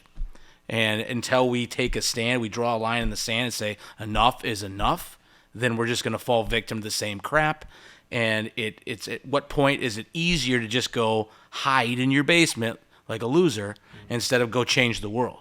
And I don't care what you're into, but go find something you're into and take a stand and punch the enemy in the face. Yeah. It's fun, refreshing. You've got a bunch of people that don't really know each other, and to talk about things that are, by some people's standards, controversial, and to come away with it. People should be able to do this, and it be okay. Yep. Well, the key thing, and Doc, you've been a chiropractor for a long time. I want to think about this. The one reason why I had to say this from a young child was I disagree, was because I knew it was going the wrong direction. And the one thing you have to do, though, if you want to be able to convince people in an argument, you have to be able to articulate what you stand for. And most people cannot. We grew up in a profession that, once again, you're going against grain, because, once again, going against grain doesn't mean it's wrong. It's actually sometimes you have to go against grain because for people not to suffer. You know what I'm saying? Because we saw suffering over the last 3 years, but because people don't know how to articulate their ideas, even though they'll you ever notice there are people that will dig their heels in for something they believe and they don't even know why they believe it. It was a pastor told me, or this told me this way. And so therefore I'm like, I'm okay with that as long as you can articulate your ideas, and most people can't. So I said, by doing this, like I said, it should be other people to reiterate what you believe and cause you to really dialogue and come up with some ideas way to articulate it. So then, because if you really believe something wholeheartedly, you should be able to articulate and convince other people. Where I cannot handle and I will not ever accept is, for example, as if you try to force your idea on me. That's the big thing. But the reason why people could force their idea over the last 3 years on people is because they couldn't really truly articulate why they believe what they believe, and then back who they were. So they became silent and said, well, I'm just going to sit around and do nothing, even though you may have thought that way, but you can't defend it because people have been distracted. See, I'm trying to make sure that the men around me aren't distracted with things that mean nothing to their life. And like I said, I mean sincerely. I pick on them the most because, oh my goodness, how many people wasted 3 to 3.5 hours of their life yesterday watching a game? Do you see them? And it's like, do you know what you could do to articulate your ideas and make an impact and go out there and share your ideas with the world? And if your ideas are good, guess what happens? People will follow. Absolutely. They will. You don't have to force good ideas on people. You don't. See, but when you cannot force your ideas on people, you run the people that try to force them on you, and that's called politicians. No offense taken. Yeah. Yes. No, and I'm very big into politics. Very huge in politics. Because I believe that, for example, because politics by definition, because I love defining terms, is your community.